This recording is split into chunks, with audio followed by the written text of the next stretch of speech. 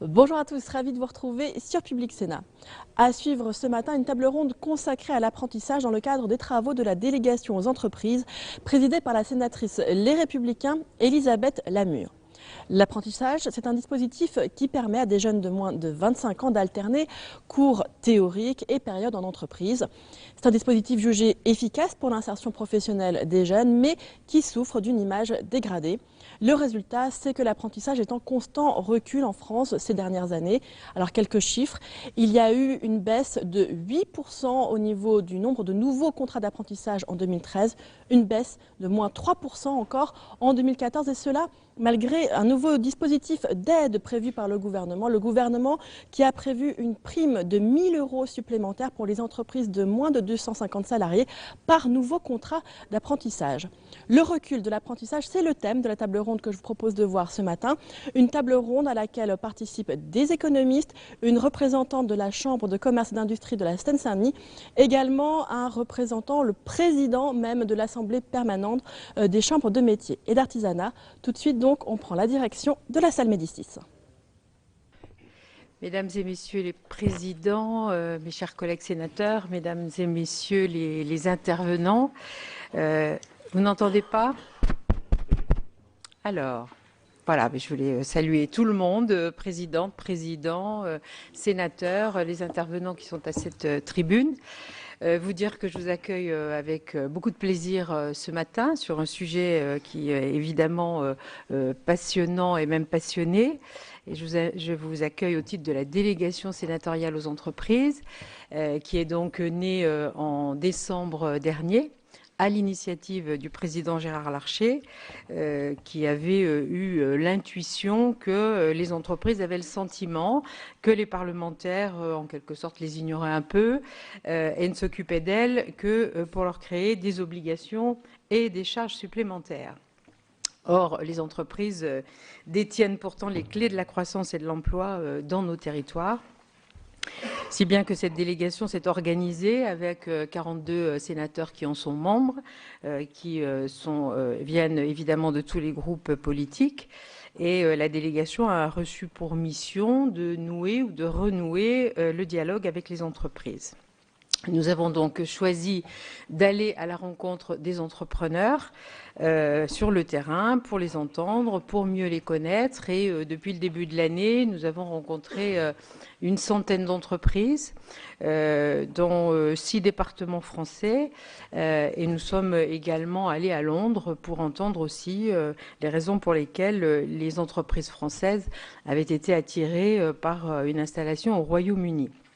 Et puis, nous allons continuer à aller encore au-devant des entreprises pour identifier les freins à leur développement et pour traduire cela dans notre activité de législateur. C'est une démarche qui participe au renouvellement de l'action politique que, vous le savez, on accuse trop souvent d'être déconnecté des réalités. Alors à ce jour, nous avons publié déjà 2 rapports pour rendre publics les enseignements que nous avons tirés de nos différentes rencontres.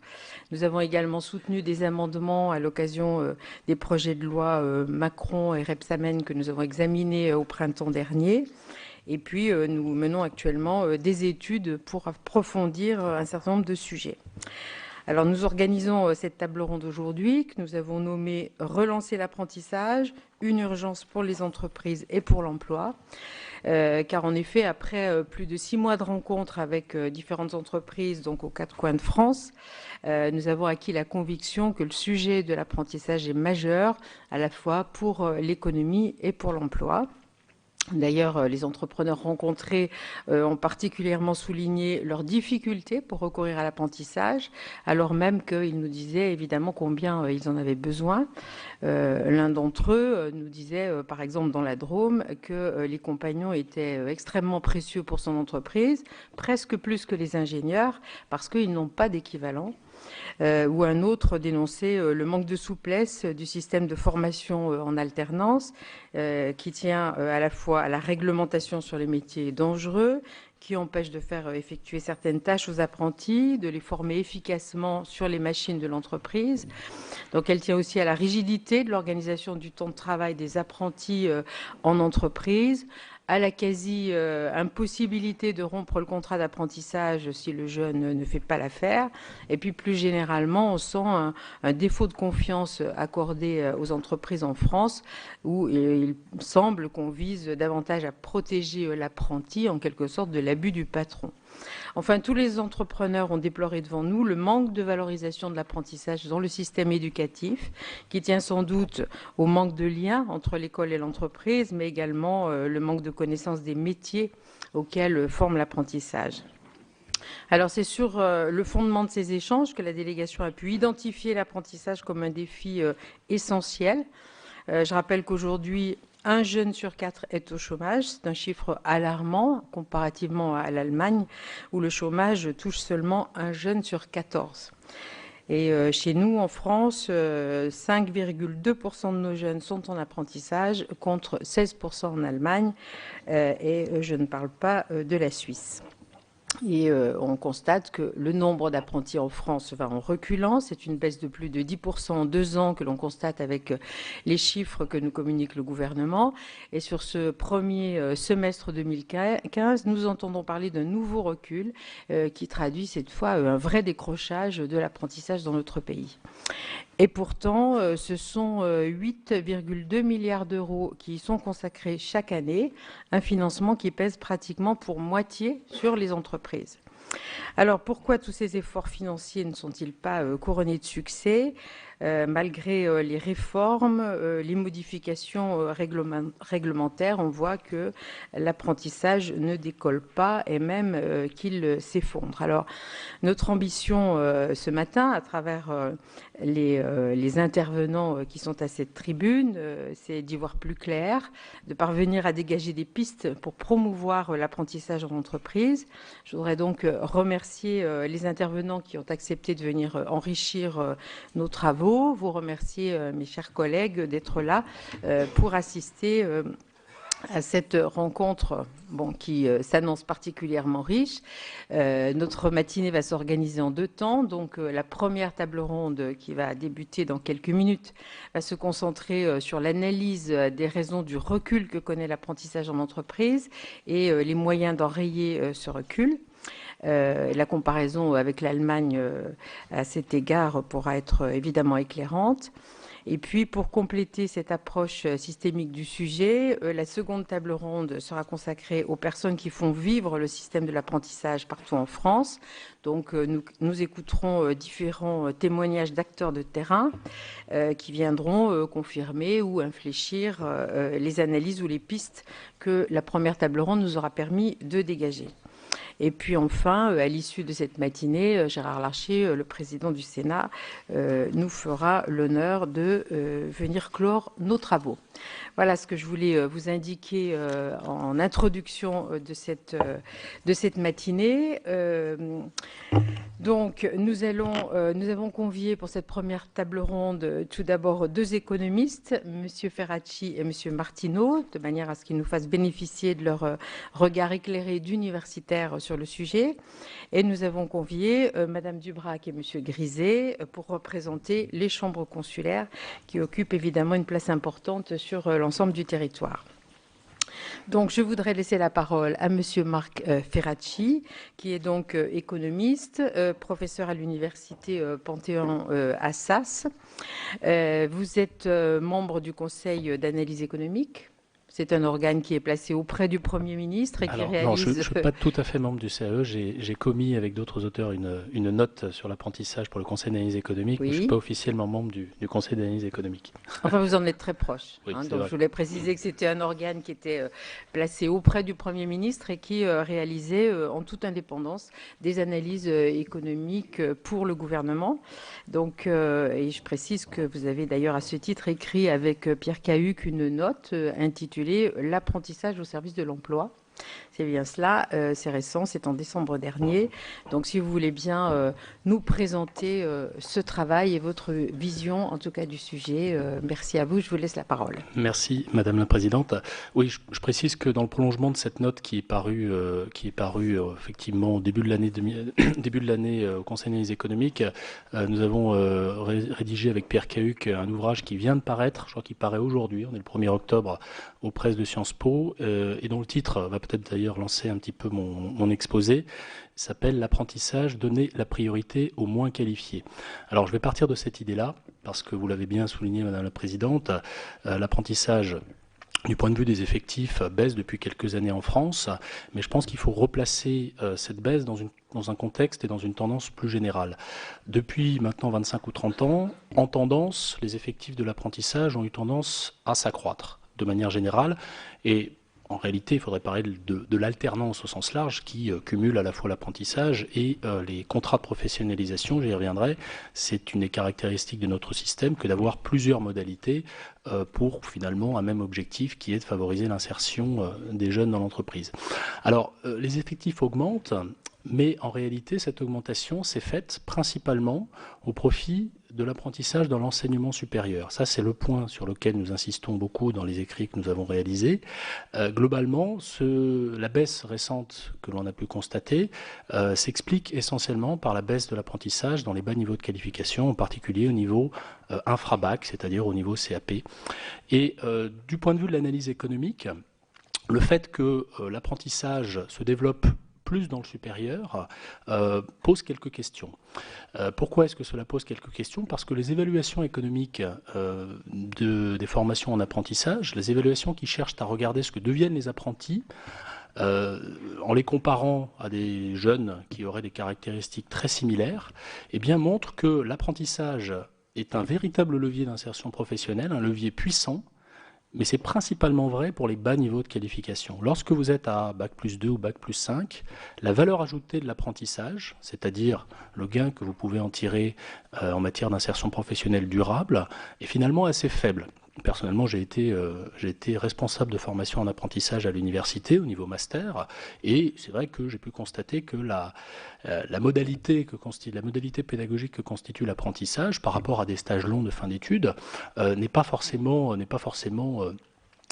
porteuse d'une grande valeur ajoutée, même si évidemment il y a un intérêt à développer l'apprentissage dans le supérieur, mais ce sur quoi il faut vraiment insister, c'est que pour les gens du supérieur, le diplôme est lui-même une protection contre le chômage.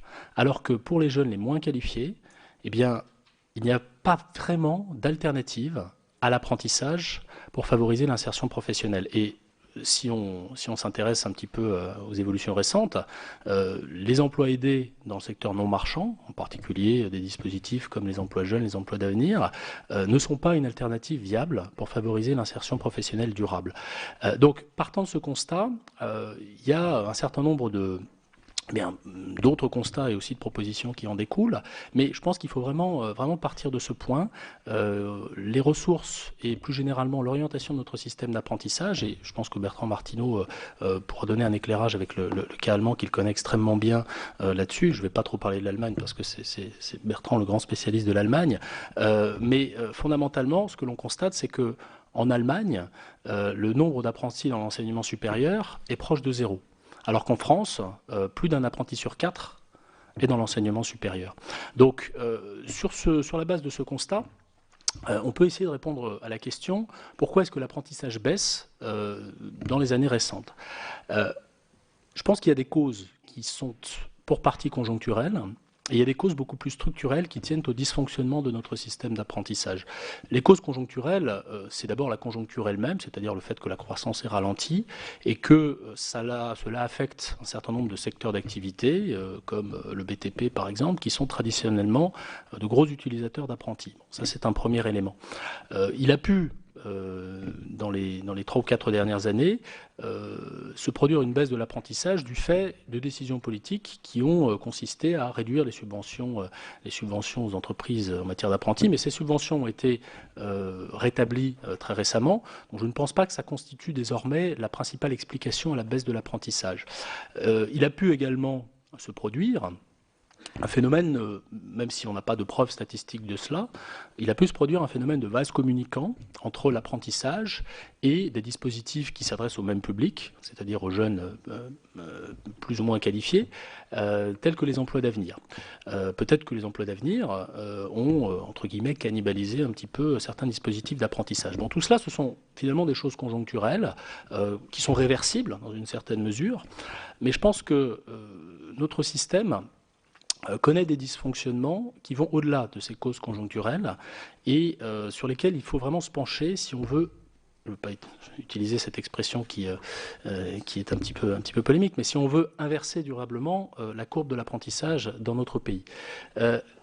Les problèmes, ils sont à la fois d'ordre financier, mais peut-être principalement d'ordre non financier. Les problèmes d'ordre financier, je ne vais pas m'étendre trop là-dessus, c'est que les subventions qui sont versées aux apprentis, ou plutôt aux employeurs d'apprentis, sont aujourd'hui trop peu modulées en fonction de la qualification. Comme je l'ai dit, l'apprentissage présente de grands bénéfices pour les jeunes qui sont sans qualification. Il faut quand même rappeler que la présidente l'a dit, mais j'en rajoute, on est aujourd'hui en France face à un phénomène massif. Il y a 2 millions de jeunes entre 15 et 29 ans qui ne sont ni en emploi, ni en études, ni en formation professionnelle. Ce sont tous les décrocheurs qui se sont accumulés année après année et auxquels on a finalement assez peu de solutions à apporter, si ce n'est des dispositifs comme l'apprentissage qui mêlent de la formation avec une insertion dans l'emploi marchand. Donc, le premier point, encore une fois, c'est que du point de vue du mécanisme et des mécanismes de subvention, je pense que on gagnerait à mieux subventionner, à donner plus d'incitations financières aux entreprises qui embauchent des apprentis. Alors, il y a un autre aspect qui tient, la présidente l'a évoqué, à la complexité des normes et des contraintes juridiques qui entourent l'embauche des apprentis. Je pense qu'effectivement, il y a de la simplification à apporter à notre système sur ce point, mais il faut jouer sur les deux leviers. Il faut limiter les contraintes, il faut aussi donner des incitations, et encore une fois, j'insiste, les incitations, elles doivent être principalement concentrées, sans forcément, évidemment, déshabiller l'apprentissage dans l'enseignement supérieur, mais elles doivent être principalement concentrées vers les bas niveaux de qualification. À côté de ces obstacles, il y a des obstacles qui tiennent à la rigidité de notre système, et en particulier à la difficulté à adapter les formations en apprentissage aux besoins du marché du travail. Ce que l'on constate, c'est que c'est assez compliqué d'ouvrir une formation en apprentissage. L'apprentissage donne droit à un titre, donne droit à un diplôme qui est validé par l'Éducation nationale. Et à ce titre, l'Éducation nationale joue un rôle important dans la validation des formations en apprentissage, en parallèle avec les régions. Ce que l'on constate, c'est que, sans rentrer dans les détails, la procédure qui permet d'ouvrir et de valider une formation en apprentissage est assez lourde. Or, ce que l'on sait aujourd'hui de la dynamique du marché du travail, c'est que cette dynamique s'accélère, c'est que de métiers nouveaux apparaissent, par exemple dans le secteur de l'informatique, le besoin en programmeurs, en développeurs devient patent, et que, de ce point de vue, le système éducatif dans son ensemble, mais le système d'apprentissage en particulier, est trop peu agile. Donc il faut repenser dans une certaine mesure la gouvernance de notre système et essayer de repenser le jeu des acteurs de telle sorte que les entreprises, les branches professionnelles soient véritablement partie prenante de l'ouverture des formations en apprentissage et partie prenante de la définition de leur contenu. Ça, j'insiste beaucoup parce que lorsque l'on se penche très concrètement sur les contenus des formations au niveau CAP, par exemple, qui sont fournis par l'Éducation nationale et sur le contenu également des examens, eh bien, on se rend compte qu'on a des formations qui sont souvent très éloignées, des contenus de formation qui sont souvent très abstraits et très éloignés des préoccupations des entreprises. Alors, je n'en fais pas une généralité, il y a de la variabilité, il y a des différences, il y a de l'hétérogénéité sur ce point, mais de manière générale, le fait que l'Éducation nationale soit véritablement au centre du jeu ne nous semble pas, Pierre Cahuc et moi, puisqu'on a développé ces idées-là dans nos ouvrages, ne nous semble pas forcément quelque chose de fertile. Donc, de ce point de vue, remettre les branches et les entreprises au centre du jeu, remettre les partenaires sociaux également au centre du jeu, comme ils le sont dans d'autres pays. Et encore une fois, je pense qu'on pourra parler de l'Allemagne à cet égard. C'est quelque chose de véritablement très important. Alors, je ne vais pas monopoliser la parole. Je pense que j'aurai l'occasion de développer d'autres points. Mais si je résume, faire en sorte que les moyens supplémentaires que l'on souhaite allouer à l'apprentissage aillent prioritairement au bas niveau de qualification. Encore une fois, l'idée, c'est pas de déshabiller l'apprentissage dans l'enseignement supérieur, mais de faire en sorte que ce qui viendra en plus, eh bien, soit ciblé sur les bas niveaux de qualification, parce que c'est là que les perspectives d'insertion professionnelle sont les plus faibles. Et encore une fois, il y a peu d'alternatives à l'apprentissage. Faire en sorte que l'écosystème de l'apprentissage, eh bien, modifie son centre de gravité pour donner plus de poids aux branches professionnelles et aux entreprises, à la fois dans les décisions d'ouvrir des formations, mais aussi dans la définition de leur contenu. Ce sont, de notre point de vue, les deux priorités du moment. Bien, merci beaucoup, Monsieur Ferracci, pour avoir également ouvert cette table ronde. Je vais passer la parole à Monsieur Bertrand Martineau. Donc, vous êtes également économiste. Je voulais préciser que vous aviez été récompensé par le prix Turgot en 2014 pour votre livre intitulé « Chômage, inverser la courbe ». Vous êtes l'auteur d'une étude publiée sous le double timbre du Mouvement des entreprises de taille intermédiaire et de l'Institut Montaigne, et qui s'intitule « L'apprentissage, un vaccin contre le chômage des jeunes, plan d'action pour la France tiré de la réussite allemande ». Et vous venez également de publier un nouvel ouvrage « Pour en finir avec le chômage, ce qui marche, ce qui ne marche pas » chez Fayard. Et donc, c'est à la fois le lien entre l'apprentissage et l'emploi et la comparaison avec l'Allemagne que nous espérons voir approfondir grâce à vous. Je vous laisse la parole bien volontiers. Merci Madame la Présidente. Alors oui, ce qui marche, ce qui ne marche pas, sans rentrer dans les détails, l'apprentissage fait partie de ce qui marche. Donc je ne rappellerai pas les chiffres d'insertion à la sortie de l'apprentissage. Je rejoins tout à fait ce qu'a dit Marc Ferracci. Moi, l'apprentissage, le développement de l'apprentissage dans le supérieur ne me pose aucun problème. C'est très bien, c'est parfait, voilà. Sauf que c'est pas là que se pose le problème de l'insertion. Donc effectivement, c'est vers ces bas niveaux de qualification, ces premiers niveaux de qualification qu'il faut faire porter l'effort, mais ça ne veut pas dire du tout que le développement de l'apprentissage dans le supérieur soit une mauvaise chose, bien entendu. Alors, je vais axer pas mal mon intervention donc, sur la comparaison avec l'Allemagne, mais déjà je voudrais revenir un tout petit peu sur pourquoi l'apprentissage recule en France. Alors Marc a commencé à en parler, je vais insister un petit peu. Il y a effectivement la concurrence des emplois d'avenir, puisqu'en fait on s'adresse à peu près au même public, c'est-à-dire des jeunes peu diplômés, peu qualifiés.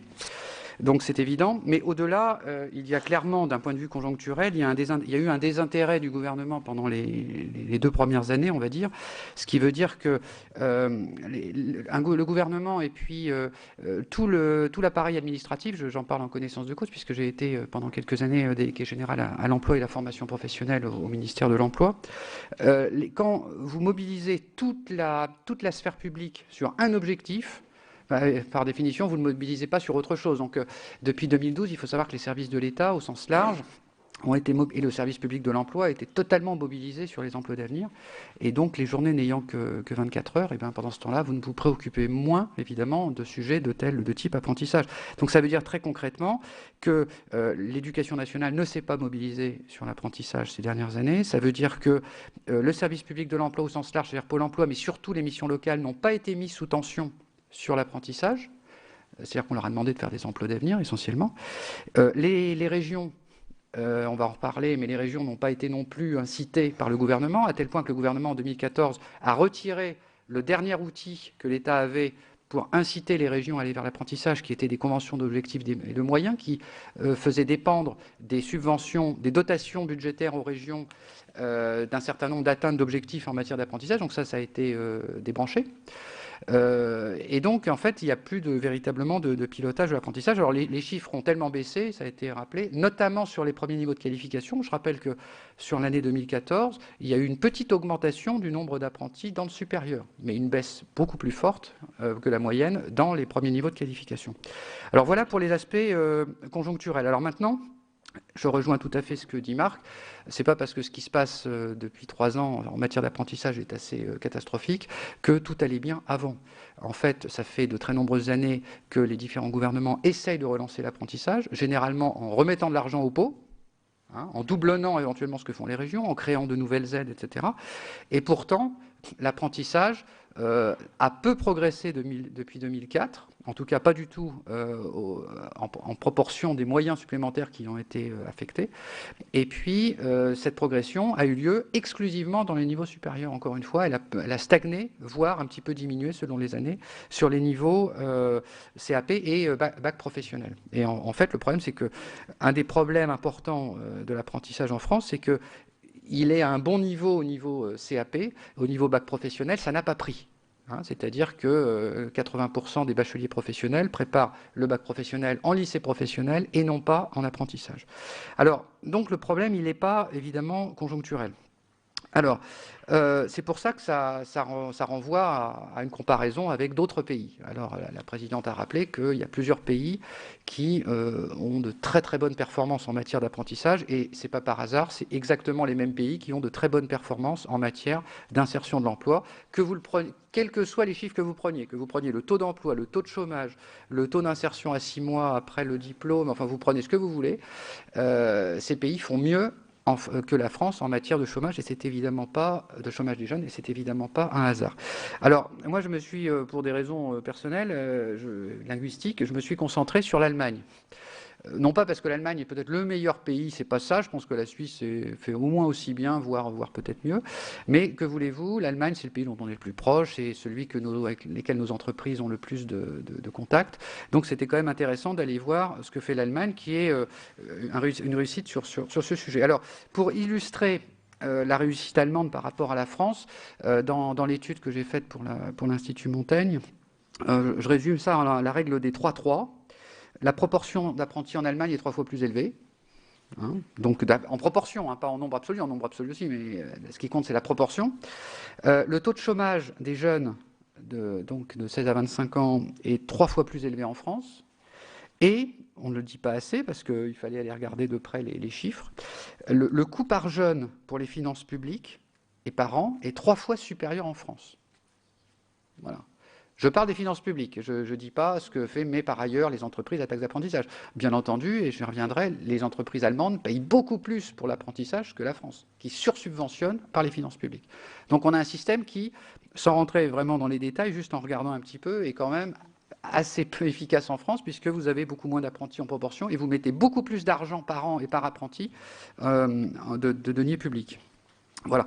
Alors, la dernière chose qui est très frappante avec l'Allemagne, c'est que l'apprentissage en Allemagne est développé aussi bien dans la plus petite entreprise de moins de 5 salariés que chez Volkswagen, oui, aussi, chez Deutsche Bank, etc. C'est-à-dire qu'en Allemagne, quelle que soit la taille de l'entreprise, vous avez à peu près 5, 5,5, 6%, selon les strates, de salariés qui sont apprentis. Alors qu'en France, l'apprentissage, vous savez, pour la moitié des apprentis sont des entreprises de moins de 10. Ce qui veut dire, c'est quelque chose de très très important. Ça veut dire que l'image de l'apprentissage est très différente en France, dans l'Allemagne, pour cette raison-là. Typiquement, quand vous voyez des parents, par exemple, l'apprentissage, c'est l'image de l'apprenti, c'est l'apprenti boulanger. Alors, bien entendu, il n'y a pas que des apprentis boulangers en France. Vous avez aussi des apprentis dans des écoles d'ingénieurs, des écoles de commerce, vous avez de l'apprentissage au niveau du bac professionnel, des licences professionnelles, vous en avez partout des apprentis. Mais c'est vrai que statistiquement, cette image est tout à fait fondée. Statistiquement, la plus grande proportion des apprentis en France sont dans des CAP, dans des entreprises de moins de 10 salariés. C'est la réalité statistique. Alors qu'en Allemagne, quand vous parlez d'apprentis, l'apprenti en Allemagne, l'apprenti typique, c'est le gars qui vend des voitures chez un concessionnaire, c'est votre employé de banque, c'est un technicien chez Siemens. C'est ça l'apprenti en Allemagne. C'est beaucoup les services, puisque l'apprentissage en Allemagne, contrairement à ce qu'on pourrait penser, est plus développé dans les services que dans l'industrie, en proportion.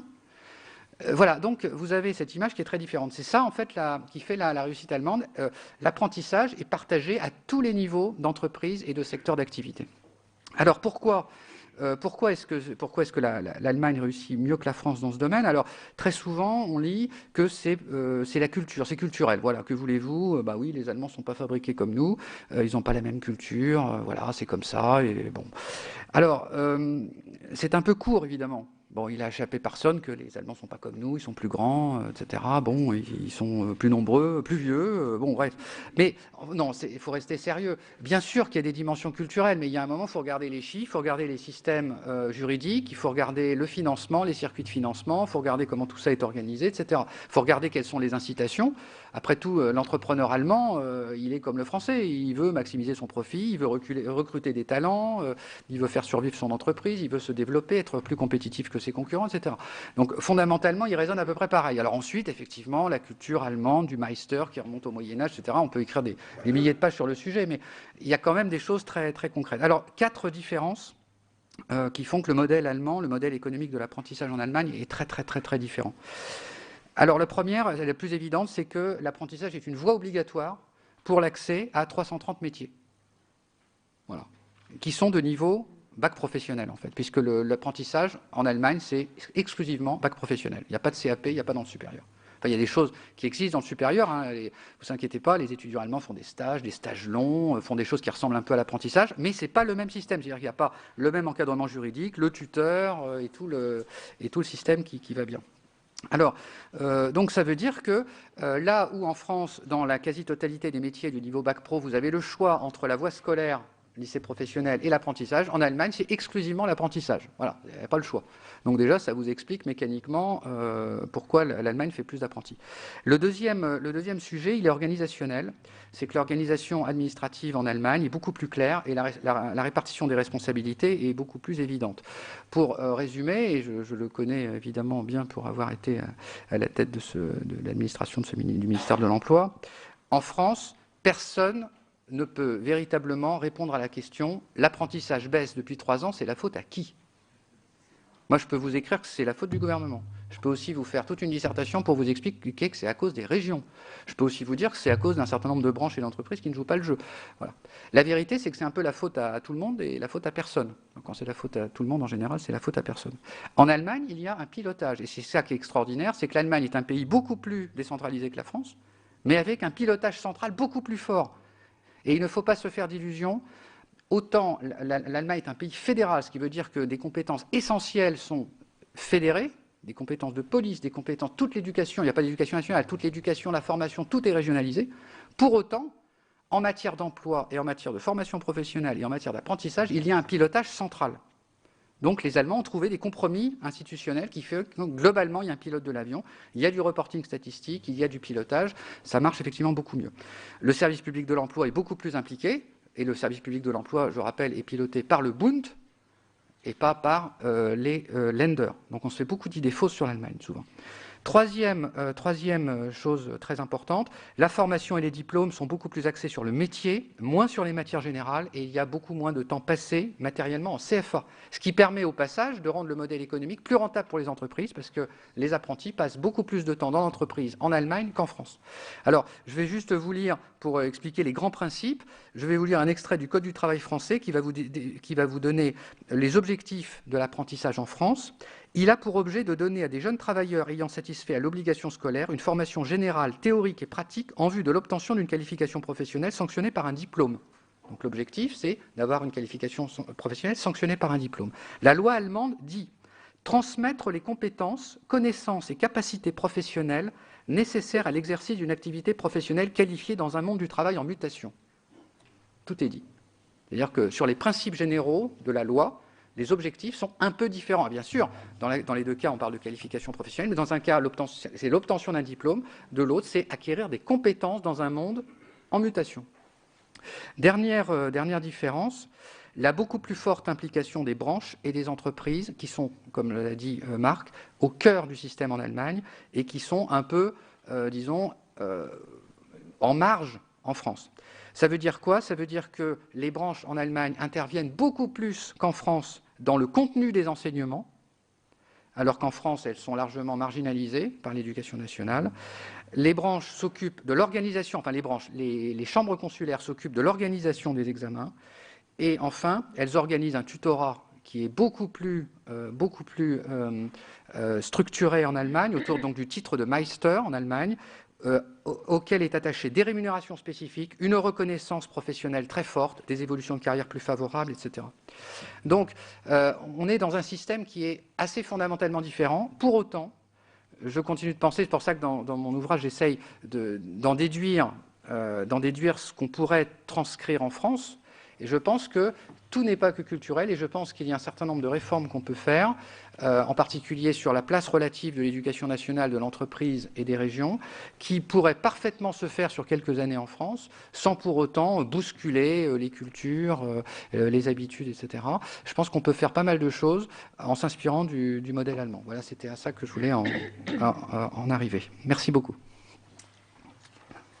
Eh bien, merci beaucoup pour tout ce que vous nous avez appris, à la fois les vraies idées, les fausses idées, et cette comparaison que l'on évoque extrêmement souvent avec notre voisin. Alors, nous allons passer maintenant aux chambres consulaires. Donc, Madame Danielle Dubrac, vous êtes vice-présidente de la CCI de Seine-Saint-Denis. Et vous parlez ici au nom de la CCI région Île-de-France et également de l'ensemble du réseau des CCI. Vous êtes également membre du Conseil économique, social et environnemental. Donc, ce que nous vous proposons, c'est que vous nous donniez l'analyse des CCI sur le recul de l'apprentissage en France et puis nous indiquer quelles pistes, à votre niveau, vous entrevoyez pour promouvoir l'apprentissage dans les entreprises de notre pays. Je vous laisse la parole. Merci beaucoup, merci de cette initiative et surtout merci de s'intéresser au sujet parce que le développement de l'apprentissage, pour nous, c'est vraiment la clé de la réussite de nos jeunes dans nos écoles. Il faut savoir qu'au-delà de l'appui réglementaire, au-delà de la transmission des entreprises, création d'entreprises, etc., les chambres considèrent que l'apprentissage est un engagement prioritaire pour elles, tout simplement parce qu'on est en train de former les personnes qui vont être dans nos entreprises. Il faut que vous sachiez, avant peut-être qu'on fasse 4 préconisations, que nous représentons le premier réseau de personnes qui forment des apprentis en France, avec nos 141 CFA. On forme 100 000 apprentis. 100 000 apprentis, c'est un quart des apprentis formés en France. Et il y a une progression des effectifs formés par les CCI. Alors c'est vrai que malheureusement, depuis 2013, on sent qu'il y a une chute des apprentis formés. Hein, c'est moins 7% entre 2013 et 2015. C'est vrai que dans nos CFA, c'est moins que la moyenne nationale. Il faut peut-être dire en préambule et en préalable que pour nous, on considère que l'apprentissage n'est pas un mode de lutte contre le chômage en tant que tel, ni un outil lié à l'emploi, mais plutôt un mode d'apprendre. On est en train de parler de formation initiale en alternance. Il faut aussi remarquer au niveau de son histoire de l'apprentissage, tout simplement que quand l'économie va mal, l'apprentissage va mal. C'est statistiquement reprouvable. Dans nos CFA, on a 63% des apprentis formés qui préparent un CAP ou un bac professionnel. Et on a une volonté constante de former dans une filière. C'est-à-dire quelqu'un qui va commencer par un CAP va pouvoir peut-être aller à un bac plus 5. On n'est pas en train d'opposer les niveaux supérieurs aux niveaux inférieurs, simplement ça doit correspondre aux besoins des entreprises et souvent dans une filière, on peut commencer par un CAP et terminer par des diplômes plus élevés dans l'enseignement supérieur. Donc en ce qui concerne l'accompagnement des chambres, il faut dire aussi une chose, c'est que le taux de réussite aux examens ou d'insertion professionnelle est supérieur à 83%. C'est vrai qu'au niveau de la moyenne nationale, c'est 70%, mais il faut aussi dire qu'il y a tout un accompagnement. Il y a la relation entre le jeune et l'entreprise et l'organisme de formation qui est le CFA. Et tout ça, c'est vrai que ça coûte du temps, de l'énergie, et ça contribue à la réussite de l'entreprise et aussi du jeune. Et les taux de rupture des contrats sont de 11% au niveau de la moyenne nationale. Nous, on a salué l'engagement du président de la République sur ces aspects-là et on salue vraiment l'initiative que vous avez aujourd'hui. Donc, on offre un service complet aux entreprises. Il faut que vous sachiez qu'on enregistre 145 000 contrats d'apprentissage. C'est-à-dire ça correspond à un contrat sur 2 et ça fonctionne bien. C'est une mission de service public que nous a confiée l'État en 2005. On enregistre aussi 350 000 dossiers de taxes d'apprentissage que l'on reverse à plus de 18 000 établissements. Alors nous, qu'est-ce qu'on fait pour l'apprentissage? Eh bien, on organise des manifestations. On essaye d'être pragmatique pour l'entreprise, on essaye d'être près de l'entreprise.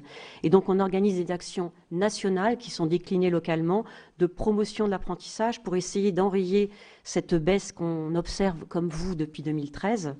On organise par exemple en mai 2015, on a organisé la semaine de l'apprentissage. Donc ce sont des manifestations qui se font en local, qui sont organisées sur l'ensemble du territoire et qui favorisent tout simplement la rencontre des jeunes avec les entreprises.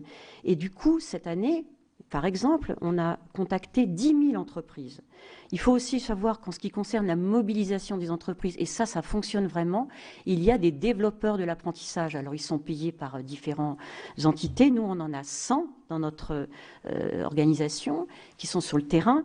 Il faut que vous sachiez que ces 100 développeurs de l'apprentissage qui ont donc expliqué ce que c'est que l'apprentissage, qui ont accompagné, qui ont contacté, elles ont réussi depuis 2009 à contacter 220 000 entreprises et surtout à signer 55 contrats qui ont été décrochés. Mais sur ces 55 000 contrats décrochés, il faut que vous sachiez que 60% des entreprises qui ont été concernées à ce moment-là n'avaient jamais utilisé le système de l'apprentissage. Ce qu'on peut dire aussi, c'est qu'il faut effectivement stopper cette chute des effectifs. Nous, on a toujours alerté le gouvernement, qu'il soit n'importe quel type de gouvernement. On a toujours soutenu les politiques publiques en faveur du développement de l'apprentissage. Mais c'est vrai que par rapport aux différentes réformes, bien entendu, la réforme en ce qui concerne la collecte de la taxe d'apprentissage, c'est vrai qu'il y a une grosse difficulté. Par exemple, nous, en ce qui concerne la taxe qui est reversée au niveau des CCI, entre 2014 et 2015, c'est moins 18% par rapport à la répartition actuelle. Ce recul historique, ça tient au problème de financement, mais ça tient aussi, et vous l'avez dit, à une insuffisance de valorisation de la voie de l'apprentissage au niveau des jeunes et au niveau de l'orientation. Ça tient aussi, ce recul, à la révision à la baisse des aides, on va en parler, et à l'insécurité financière dans laquelle on est. C'est-à-dire qu'en fait, il y a une réglementation, et puis quelques temps plus tard, il y a une autre réglementation.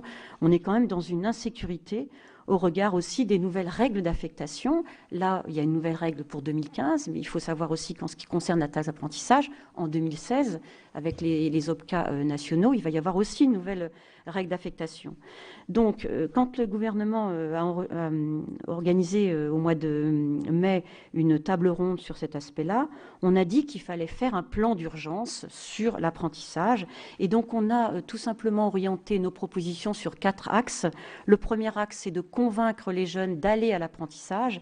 Et bien entendu, convaincre les jeunes, ça veut dire qu'il faut absolument que cette voie de l'apprentissage ne soit pas perçue comme une voie secondaire, mais bien une voie qui correspond à aller vers un métier, aller vers une filière et finalement, à terme, trouver un emploi, mais un emploi qui soit en adéquation avec les besoins des entreprises. Au niveau des CCI, quand il y a une section qui ne correspond pas aux besoins d'une entreprise, eh ben, on ferme la section.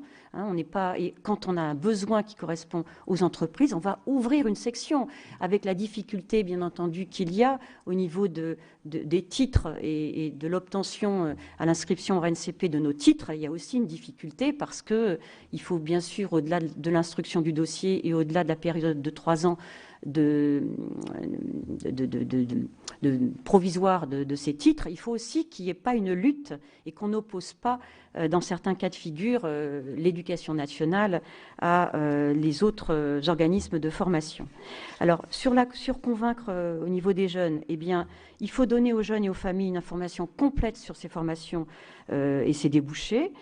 Par exemple, on pourrait rendre obligatoire la participation de tous les collégiens à au moins une session de découverte de l'apprentissage, de type mercredi de l'apprentissage. Nous, tous nos CFA, tous les mercredis après-midi, sont ouverts pour expliquer ce que c'est que nos formations et ce que c'est que l'apprentissage. Ça correspond à 3000 initiatives toute l'année sur cet aspect-là. On pourrait aussi généraliser l'accès sur tout le territoire au mini-stage de découverte professionnelle pendant les vacances scolaires, au-delà, bien entendu, de cette fameuse semaine d'observation qui a lieu en 3e. Et puis, il faut vraiment culturellement et symboliquement stopper la dévalorisation de l'apprentissage dans le système d'orientation. Il faut vraiment introduire l'apprentissage dans les choix d'orientation de la procédure d'affectation des élèves post-troisième de collège. Voilà, il faut que ça soit un système qui soit automatique, qu'on propose l'apprentissage. Sur le deuxième aspect, j'en ai encore deux après, la mobilisation des entreprises. Bon, bah ça, la mobilisation des entreprises, nous, évidemment, on est très proche de l'entreprise, donc on essaye de les convaincre de la valeur ajoutée de l'apprentissage. Quand elles ont un apprenti, elles sont convaincues. Mais parce qu'elles estiment que quand elles ont un apprenti, c'est du pré-recrutement, c'est un maintien des savoir-faire dans l'entreprise, mais il y a des freins. Il y a des freins, il y a le coût à l'embauche, ça coûte quand même de l'argent à l'entreprise, même si ça ne coûte pas des salaires, mais ça coûte. Voilà, il faut aussi qu'il y ait des tuteurs qui soient formés, il faut la relation avec l'organisme de formation. Il y a un manque d'adéquation des fois entre la formation suivie avec les besoins de l'entreprise et puis il y a la lourdeur administrative. Alors c'est vrai qu'au niveau des chambres, on a nos portails, on a tout un suivi en ligne, des questions que peuvent poser les entreprises sur cette complexité. Mais si on pouvait rendre un peu moins indigeste cet aspect-là, ce serait quand même bien. Après, vous savez, il y a la notion de niveau, il y a la notion d'âge, il y a la notion de secteur. Tout ça, si on pouvait simplifier, ça serait bien. Donc, l'action des développeurs en apprentissage, nous, on a vu, on vous l'a dit, mais on le redit, ça a clairement démontré son efficacité, tout simplement parce qu'on est là à expliquer à l'entreprise que c'est important. Je rappelle, 220 000 entreprises qui ont été contactées depuis 2009 et 55 000 contrats décrochés avec des entreprises qui n'avaient jamais recruté des apprentis. Alors, on s'étonne quand même d'un certain nombre de modifications sur le financement. Sur le financement, nous, on s'étonne que les entreprises entre 11 à 250 000 salariés, qui sont vraiment un gisement d'emploi en France, c'est vraiment ces entreprises-là qui correspondent aux besoins d'apprentis, enfin, aux possibilités de recrutement des apprentis, parce que ces entreprises, elles représentent à peu près 40% d'effectifs salariés en France, et aujourd'hui, statistiquement, il n'y a que moins de 30% d'apprentis dans ces entreprises. Donc, elles doivent être visées. Et là, ces entreprises-là, comme par hasard, elles sont exclues des mesures d'incitation financière au recrutement. Alors, on pourrait donner comme proposition sur ce sujet-là, j'en ai deux, c'est ouvrir aux entreprises de 11 à 250, bon, peut-être 50 salariés, qui accèdent pour la première fois à l'apprentissage, ou celles qui recrutent un apprenti supplémentaire, on pourrait leur donner une aide du dispositif apprentissage à coût zéro, la fameuse aide qu'on donne de 4 400 € au moins de 11 salariés. Il faut aussi simplifier le contrat d'apprentissage. Bon, ça, je l'ai dit, il faudrait, c'est un peu indigeste, il faudrait réduire le nombre de rubriques du formulaire CERFA. Et puis aussi, au niveau de la rupture du contrat. La rupture du contrat, quand c'est une rupture définitive, quand c'est pas un abandon, des fois il y a des abandons, les jeunes ont trouvé un emploi, toc, ils abandonnent avant la fin du contrat. Non, je parle des ruptures définitives. Il faudrait simplifier les conditions de la procédure de rupture et peut-être éviter ou au moins limiter le passage et l'intervention du Conseil des prud'hommes. Et il faut valoriser le tutorat. C'est extrêmement important, le tutorat. D'abord, c'est la transmission du savoir-faire dans l'entreprise et c'est quelque chose qui fait le lien entre le CFA et le jeune. Et donc, il faudrait inscrire à l'inventaire des compétences nationales les titres de tuteur et de maître d'apprentissage. Les chambres forment les maîtres d'apprentissage et les tuteurs sur leur mission justement de maître ou de tutorat. Et il faudrait associer plus systématiquement les maîtres d'apprentissage à la validation du diplôme. Sur le troisième point, c'est le point important, c'est le nerf de la guerre, c'est le financement de l'apprentissage. Aujourd'hui, on est dans une insécurité de ce financement. On a alerté depuis des mois sur le risque de financement insuffisant. Il faut que vous sachiez que les 63% des entreprises aujourd'hui sont des entreprises de petite taille et donc elles ne participent même pas à la taxe d'apprentissage. Du fait qu'elles sont de petite taille, elles n'ont pas d'obligation de verser la taxe. Ça, c'est un point important. Ça veut dire qu'il y a d'autres entreprises qui vont collecter finalement pour celles-ci. La réforme de la taxe d'apprentissage qui a été initiée en 2014, elle génère des incertitudes, et je ne vous parle pas de 2016. Quant au maintien du niveau du CFA, par exemple en Ile-de-France, il y a la moitié des CFA qui ont des difficultés par rapport à cette taxe, alors qu'on est bien conscient qu'on veut développer cet apprentissage. Donc, on fait part de cette crainte. Et puis, bon, on ne va pas opposer les post-bac et les infra-bac, mais le développement de l'apprentissage, il se fait aujourd'hui sur ces niveaux-là. Bon, il y a par exemple, en Ile-de-France, on a besoin de bachelor, parce que ça correspond aux besoins des entreprises. Donc, ben voilà, donc on forme dans des classes d'ingénieurs ou dans des classes de commerce, ben on forme des gens qui sont utiles aux entreprises. Et on constate que pour ce qui est des niveaux post-bac, ce développement est freiné par le manque de moyens financiers. Par exemple, à différents établissements publics, les CFA du supérieur ne bénéficient pas systématiquement de l'appui des conseils régionaux, ou bien alors leur rémunéré n'est pas de même nature que celle de niveau plus bas. Donc on propose quoi? On propose d'assouplir les conditions d'affectation de la taxe d'apprentissage pour offrir plus de liberté aux entreprises. C'est quand même l'argent des entreprises, et leur permettre notamment, aux organismes collecteurs d'allouer en tant que besoin du hors-quota vers l'apprentissage. Et puis, on propose de sécuriser et de stabiliser le financement d'apprentissage dans le supérieur, c'est-à-dire traiter à parité le financement des formations supérieures en apprentissage. Dans l'université, il y a des dotations. Eh bien, on pourrait peut-être imaginer d'instituer une obligation de financement des établissements supérieurs, c'est-à-dire, je parle des bac plus 3 à bac plus 5 privés et consulaires, à la charge des régions ou de l'État, à l'instar du moyen sympa qui est applicable aux universités. Sinon, on sera obligé de solliciter une participation des apprentis au financement de leur formation. C'est aussi une possibilité qui pourrait être une possibilité. Voilà, sinon le dernier point, et on va rejoindre les personnes qui ont déjà parlé, c'est la consolidation de la gouvernance régionale. On représente les entreprises, on recrute et on n'est pas dans la gouvernance régionale. Tout ça parce que il y a eu un certain nombre de réglementations qui est arrivé, et bien entendu on a conféré aux régions la responsabilité d'arrêter les cartes régionales des formations professionnelles initiales. Et donc là, les partenaires sociaux sont consultés, les chambres de commerce sont écartées, les chambres consulaires sont écartées, les représentants du monde économique sont exclus du débat, alors que c'est elles-mêmes quand même qui doivent pouvoir savoir quels sont les emplois qui partent, quels sont les emplois qui reviennent, quels sont les besoins, quelles sont les qualités de formation, quelles sont les insertions. Ce qui fait que sur le plan opérationnel, il n'y a aucun texte aujourd'hui qui ne prévoit d'instance régionale dédiée à l'apprentissage, où l'ensemble des acteurs pourraient se parler de façon formelle, elle pourrait se retrouver. L'ensemble des acteurs, pour nous, c'est bien sûr l'État, c'est bien sûr la région, c'est bien sûr les branches, c'est aussi les consulaires, c'est les organismes de formation.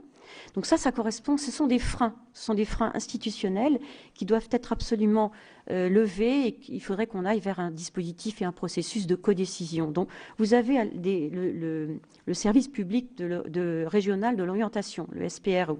Pourquoi ne pas imaginer de créer un SPRA, un service public régional de l'apprentissage? Ça pourrait être un lieu de dialogue, ça pourrait être un lieu d'échange de bonnes pratiques et de problématiques sur l'apprentissage. Ça pourrait aussi être un lieu d'une politique régionale et d'action de promotion sur ce sujet-là, à l'ensemble des acteurs. Et puis, on pourrait imaginer, dans un premier temps, faire un plan de démarchage coordonné vers les entreprises, parce que les entreprises, elles ont besoin d'être contactées une fois, mais pas 50 fois, pour identifier des opportunités sur le contrat d'apprentissage. Je vous remercie de votre attention. Bien, merci Madame de nous avoir donné le point de vue des entreprises sur le sujet, et nous allons poursuivre avec Alain Griset, qui est le président de la PCMA, une institution que tout le monde connaît et qui, je crois, fête son 90e anniversaire. Voilà. Donc si vous pouvez nous donner le point de vue des chambres de métiers, à la fois sur la situation actuelle de l'apprentissage et puis surtout sur les pistes que vous proposez pour tenter de relancer l'apprentissage en France. Bien, merci Madame la Présidente, Mesdames, Messieurs les sénateurs.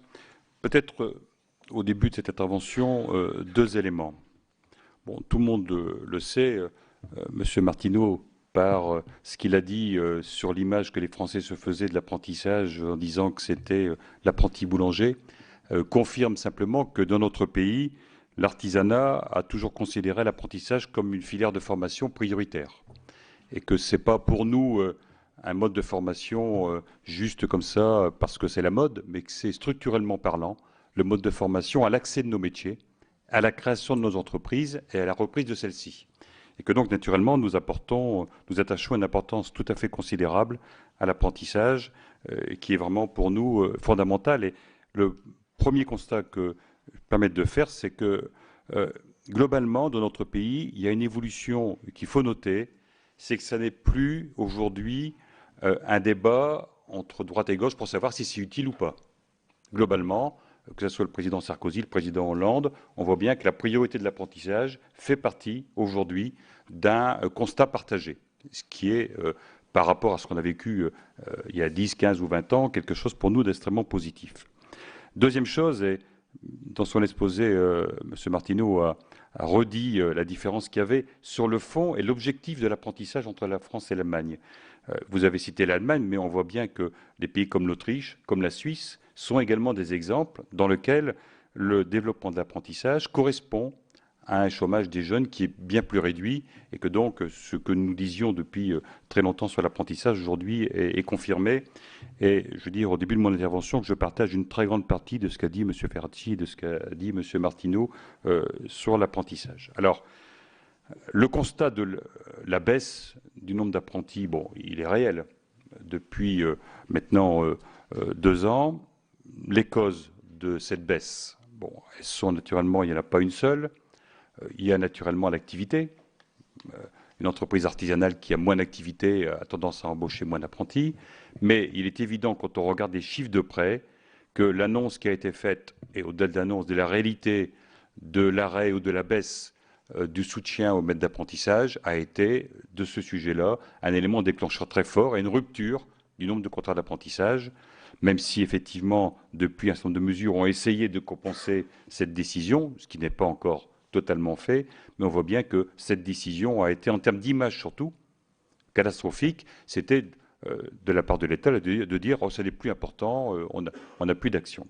Donc il y a la baisse d'activité, ces décisions qui ont été prises en juin-juillet 2013, et puis ça a été dit également, la concurrence avec les contrats d'avenir, les emplois jeunes, qui font qu'effectivement le contrat d'apprentissage s'est trouvé dans une situation particulière. Donc ça, c'est le constat. Je pense qu'aujourd'hui, tout le monde partage l'idée qu'il faut qu'on puisse repartir dans la bonne direction. Alors, nous considérons qu'aujourd'hui, il est possible de trouver un accord assez consensuel sur un certain nombre de sujets, mais qu'il faut qu'on aille vraiment sur le fond, et pas seulement sur un sujet, mais pour plusieurs.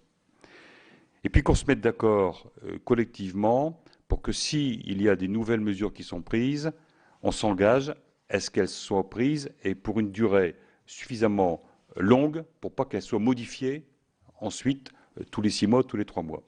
La stabilité d'un dispositif est pour nous extrêmement importante, pour nos entreprises, les entreprises artisanales. Le fait d'avoir des modifications régulières, incessantes, met le chef d'entreprise dans une situation d'incertitude qui n'est naturellement pas propice à l'embauche. Et donc on souhaite qu'il y ait un débat national sur le sujet, que ça soit une priorité partagée et que les décisions étant prises, il y ait un engagement d'un gouvernement sur une législature, sur une période assez longue pour que les entreprises soient dans une sécurité dans leur environnement.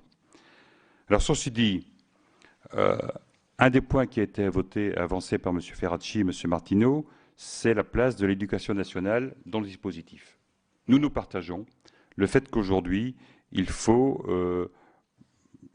aller même jusqu'à dire qu'il faut sortir l'éducation nationale, en particulier dans la construction des référentiels des diplômes d'éducation nationale. Ce qui a été dit concernant le CAP aujourd'hui est très clair. Les chambres du métier de l'artisanat ont été amenés à construire des titres, pour avoir des titres qui correspondent mieux aux besoins des entreprises. Parce que c'est nous qui mettons, avec les branches professionnelles, en place les référentiels. Nous avons la faculté de les modifier plus facilement et ils correspondent mieux aux besoins de nos entreprises. alors que les diplômes de l'éducation nationale sont conçus de façon à ce qu'effectivement l'enseignement général aujourd'hui a une place trop importante et donc ne correspond plus aux besoins des entreprises. Et donc là, je pense qu'à un moment donné, il faut trancher et que les diplômes et les titres doivent totalement correspondre à ces besoins. Et je crains fort que si ça reste sous l'autorité de l'éducation nationale, nous n'y arrivions pas. Et que donc, il y a une décision extrêmement importante à prendre dans ce sujet, en donnant une place importante, non pas aux chambres de métiers, mais aux branches professionnelles qui connaissent mieux les besoins des entreprises. Nous sommes opérateurs dans l'opération. Deuxième chose, nous pensons qu'il faut se pencher sur la situation des apprentis. Alors, je ne vais pas prendre la place du représentant des apprentis, mais depuis longtemps, nous militons pour qu'il y ait une égalité de traitement entre l'étudiant et l'apprenti. Sur le plan très pratique, hein, en termes d'hébergement, en termes de culture, en termes d'accès au transport. Prenez un exemple, hein, dans un département, le conseil départemental est en charge des transports scolaires. Un apprenti, parce qu'il est salarié, même quand le bus passe devant chez lui, il ne peut pas prendre le bus de transport scolaire. Bon, on pense quand même qu'il pourrait y avoir de ce sujet des éléments très positifs en faveur des apprentis, de façon à ce que ceux-ci soient réellement en situation de ne pas avoir ces contraintes. N'oublions pas quand même qu'un apprenti, il a 3 lieux de vie. Hein. Il a son domicile, le centre de formation et l'entreprise. Et que donc le transport pour lui est un élément extrêmement important. Et il faut qu'on se mobilise pour que les jeunes puissent avoir la possibilité d'accéder au transport à un moindre coût, en tout cas, ce soit pris en charge. Donc l'hébergement, la restauration, le sport, la culture, on doit, dans notre pays, mettre les apprentis à égalité de traitement avec les étudiants. C'est aussi extrêmement important. Il faut qu'on travaille également sur le maître d'apprentissage et sa valorisation. Former un apprenti, c'est un engagement du maître d'apprentissage et il est nécessaire de trouver des dispositifs. Ce n'est pas toujours très lourd, ça ne coûte pas toujours très cher, mais valoriser un maître d'apprentissage, reconnaître son investissement dans la formation des jeunes, nous paraît un élément également qui serait extrêmement favorable. Alors, si vous permettez, M. Ferrati, juste une petite nuance entre l'enseignement supérieur et les jeunes les plus en difficulté. Parce qu'on constate aujourd'hui que dans le réseau de l'artisanat, on a à peu près 30% des jeunes qu'on appelle décrocheurs, des Bac plus 1, Bac plus 2, qui rentrent en formation en apprentissage pour passer un diplôme de niveau 5. Et que ces jeunes, naturellement, il faut qu'il y ait un parcours différent pour eux parce qu'ils ont un enseignement général qui n'est plus à refaire, mais on les mène jusqu'au niveau 4, au niveau 3. Hein. Et donc on peut considérer que le niveau 3, c'est de l'enseignement supérieur, mais ce sont des jeunes aussi qui eux-mêmes avaient besoin de passer par l'apprentissage en repassant au niveau 5 pour arriver au niveau 3. Et donc ils rentrent en apprentissage chez nous à 21, 22 ans, parce qu'ils ont un parcours académique déjà relativement long. Et donc dans le réseau des chambres du métier de l'artisanat, aujourd'hui, d'ailleurs on n'appelle plus les CFA, hein, on appelle Université régionale des métiers, parce que pour nous, la formation d'apprentissage ne peut pas se concentrer uniquement au niveau 5. Il faut naturellement de passer du niveau 5 au niveau 4, au niveau 3, de façon à ce qu'on ait des apprentis qui soient à la fois compétents dans les métiers, mais qui soient capables demain de reprendre une entreprise ou d'en créer une. Et donc, lorsqu'on est dans des titres de niveau 3, on est aussi sur des éléments de gestion d'entreprise et de gestion des ressources humaines qui sont extrêmement importants. Alors, peut-être dernier point pour ne pas être trop long, le financement. Alors, nous avons, par rapport à ce qu'a dit Madame la vice-présidente à mes côtés, des différences extrêmement importantes sur la vision des financements de l'apprentissage. Nous considérons très clairement que la taxe d'apprentissage doit aller à l'apprentissage. Voilà. Et que le financement des grandes écoles par la taxe d'apprentissage n'est aujourd'hui, de notre point de vue, pas normal. Voilà. Je ne dis pas qu'il ne faut pas d'argent pour les grandes écoles, mais la taxe d'apprentissage ne doit pas être affectée au financement d'établissements qui ne soient pas des établissements d'apprentissage. Et que nous, la collecte, entre guillemets, on ne souhaite pas spécialement collecter, on s'en fout. Le principal, c'est que les centres de formation soient financés. Et que donc, à réussir, la réforme de la collecte n'est pas satisfaisante aujourd'hui. Elle ne permet pas de faire arriver l'argent là où la formation se fait, au bout du compte. Nous, simplement un chiffre, hein, nous formons dans l'artisanat 30% des apprentis et nous collectons et nous percevons 4% de taxes d'apprentissage. Voilà. Ça, c'est un chiffre qui est incontestable, qui est connu aujourd'hui. Et donc nous disons simplement qu'il doit avoir un pourcentage de taxes d'apprentissage correspondant au nombre d'apprentis formés.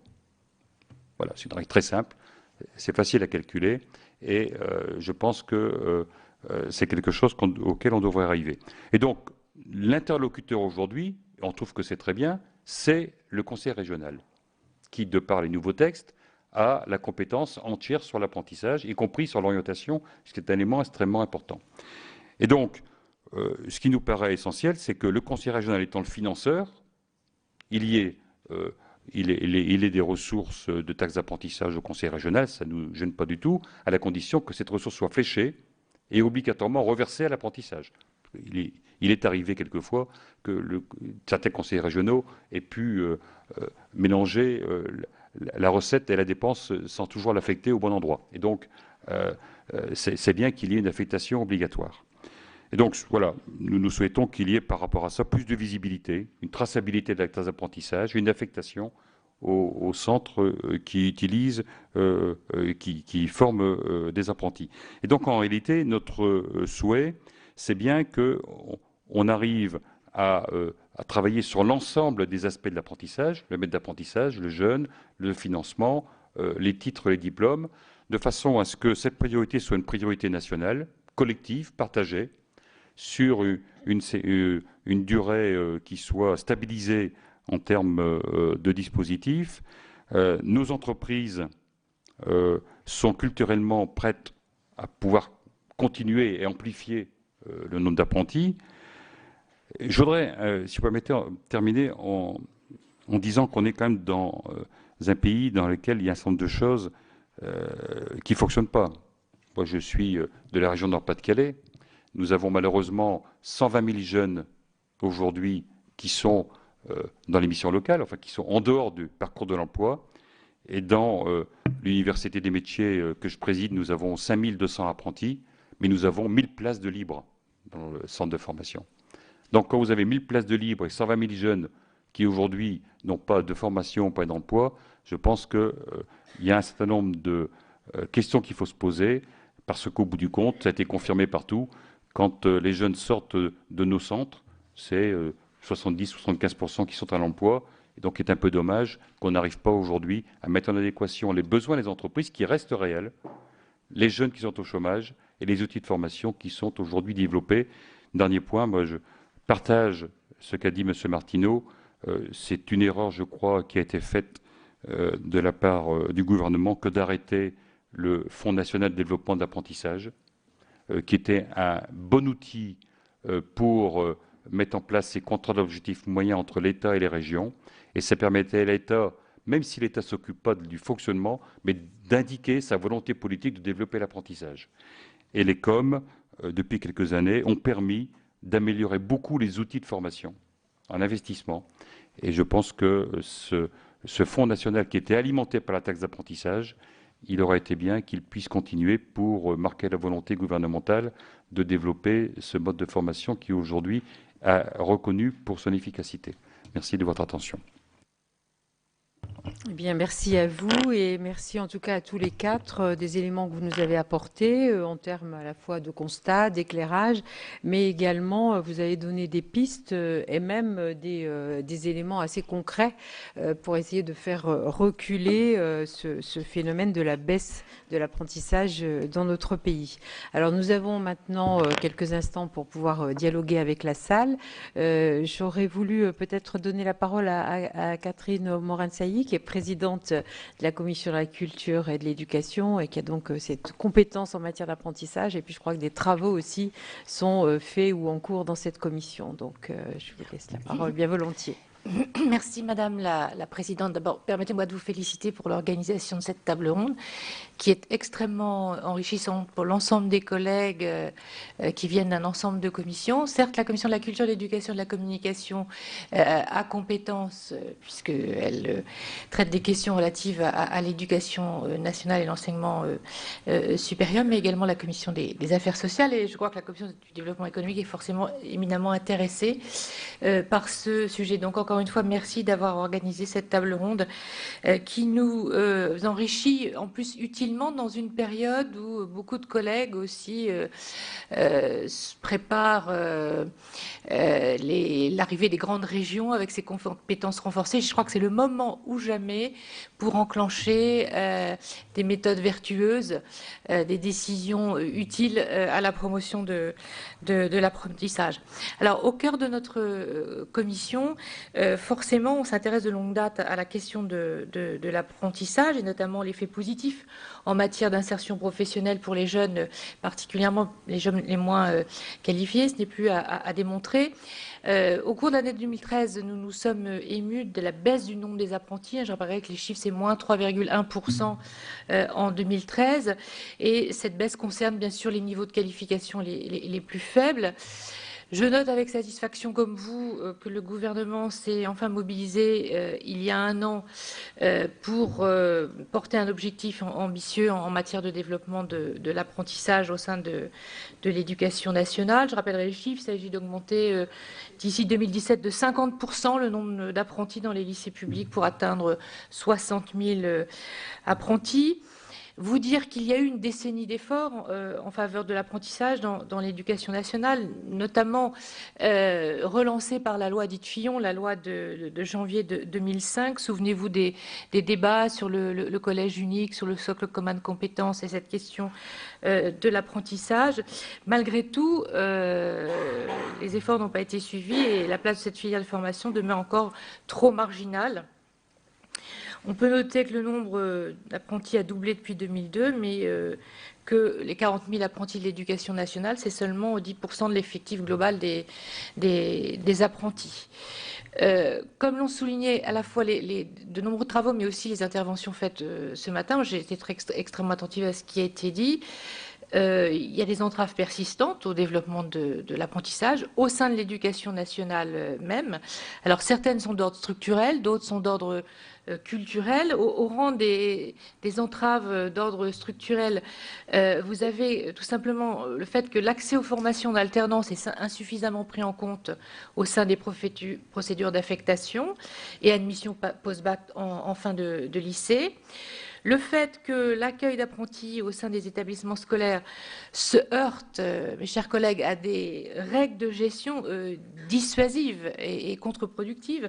Par exemple, savez-vous que le nombre d'apprentis n'est pas pris en compte lors de l'attribution des dotations aux établissements scolaires?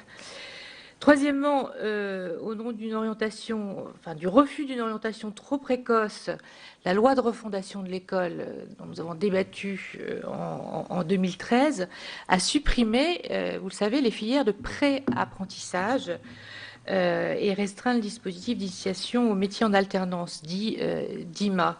Ici, nous avions bataillé pour maintenir ce dispositif parce qu'on considérait que c'était justement un marchepied vers la filière de l'apprentissage qui offre des parcours de réussite alternatifs aux jeunes qui ont besoin de trouver leur voie à partir du collège. Enfin, je soulignerai que la réforme du baccalauréat professionnel, elle est désormais préparée en 3 ans et elle a pénalisé l'apprentissage du fait notamment de la frilosité des entreprises à s'engager pour 3 ans tout simplement dans un contexte économique difficile. Les obstacles d'ordre culturel, encore une fois, les intervenants en ont évoqué certains.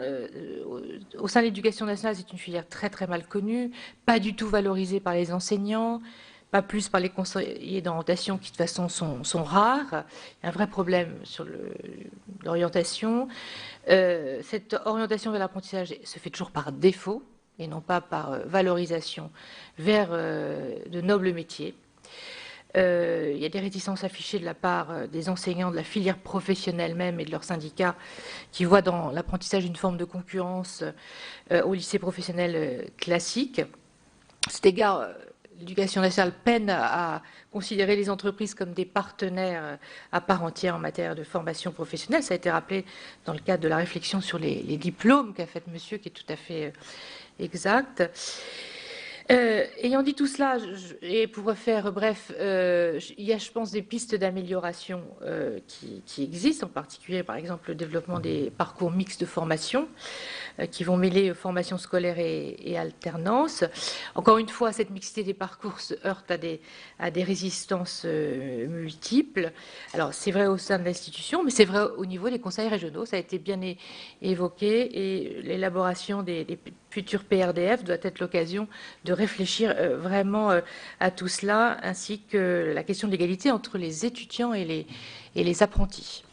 On n'a pas parlé d'Erasmus, mais je pense que beaucoup militent pour un Erasmus des apprentis, mais ce serait aussi une façon de les passer sur pied l'égalité des enseignants.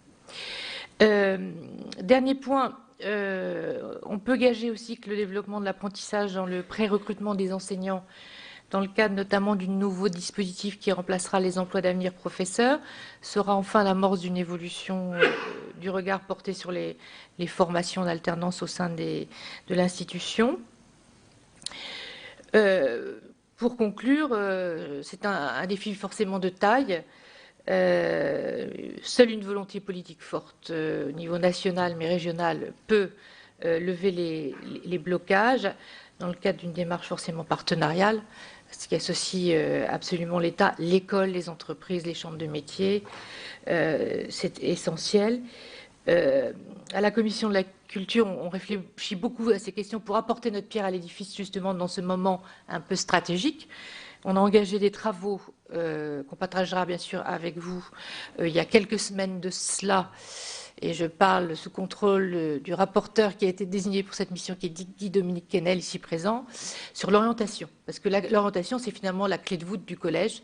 Et malheureusement, la réforme du collège, trop peu débattue dans la fameuse loi de refondation de l'école 2013, n'a absolument pas pris en compte la question de l'orientation, qui est finalement très pénalisante tant qu'elle n'est pas résolue, pour orienter utilement et positivement les jeunes vers l'apprentissage. Donc voilà pourquoi nous avons engagé ces travaux.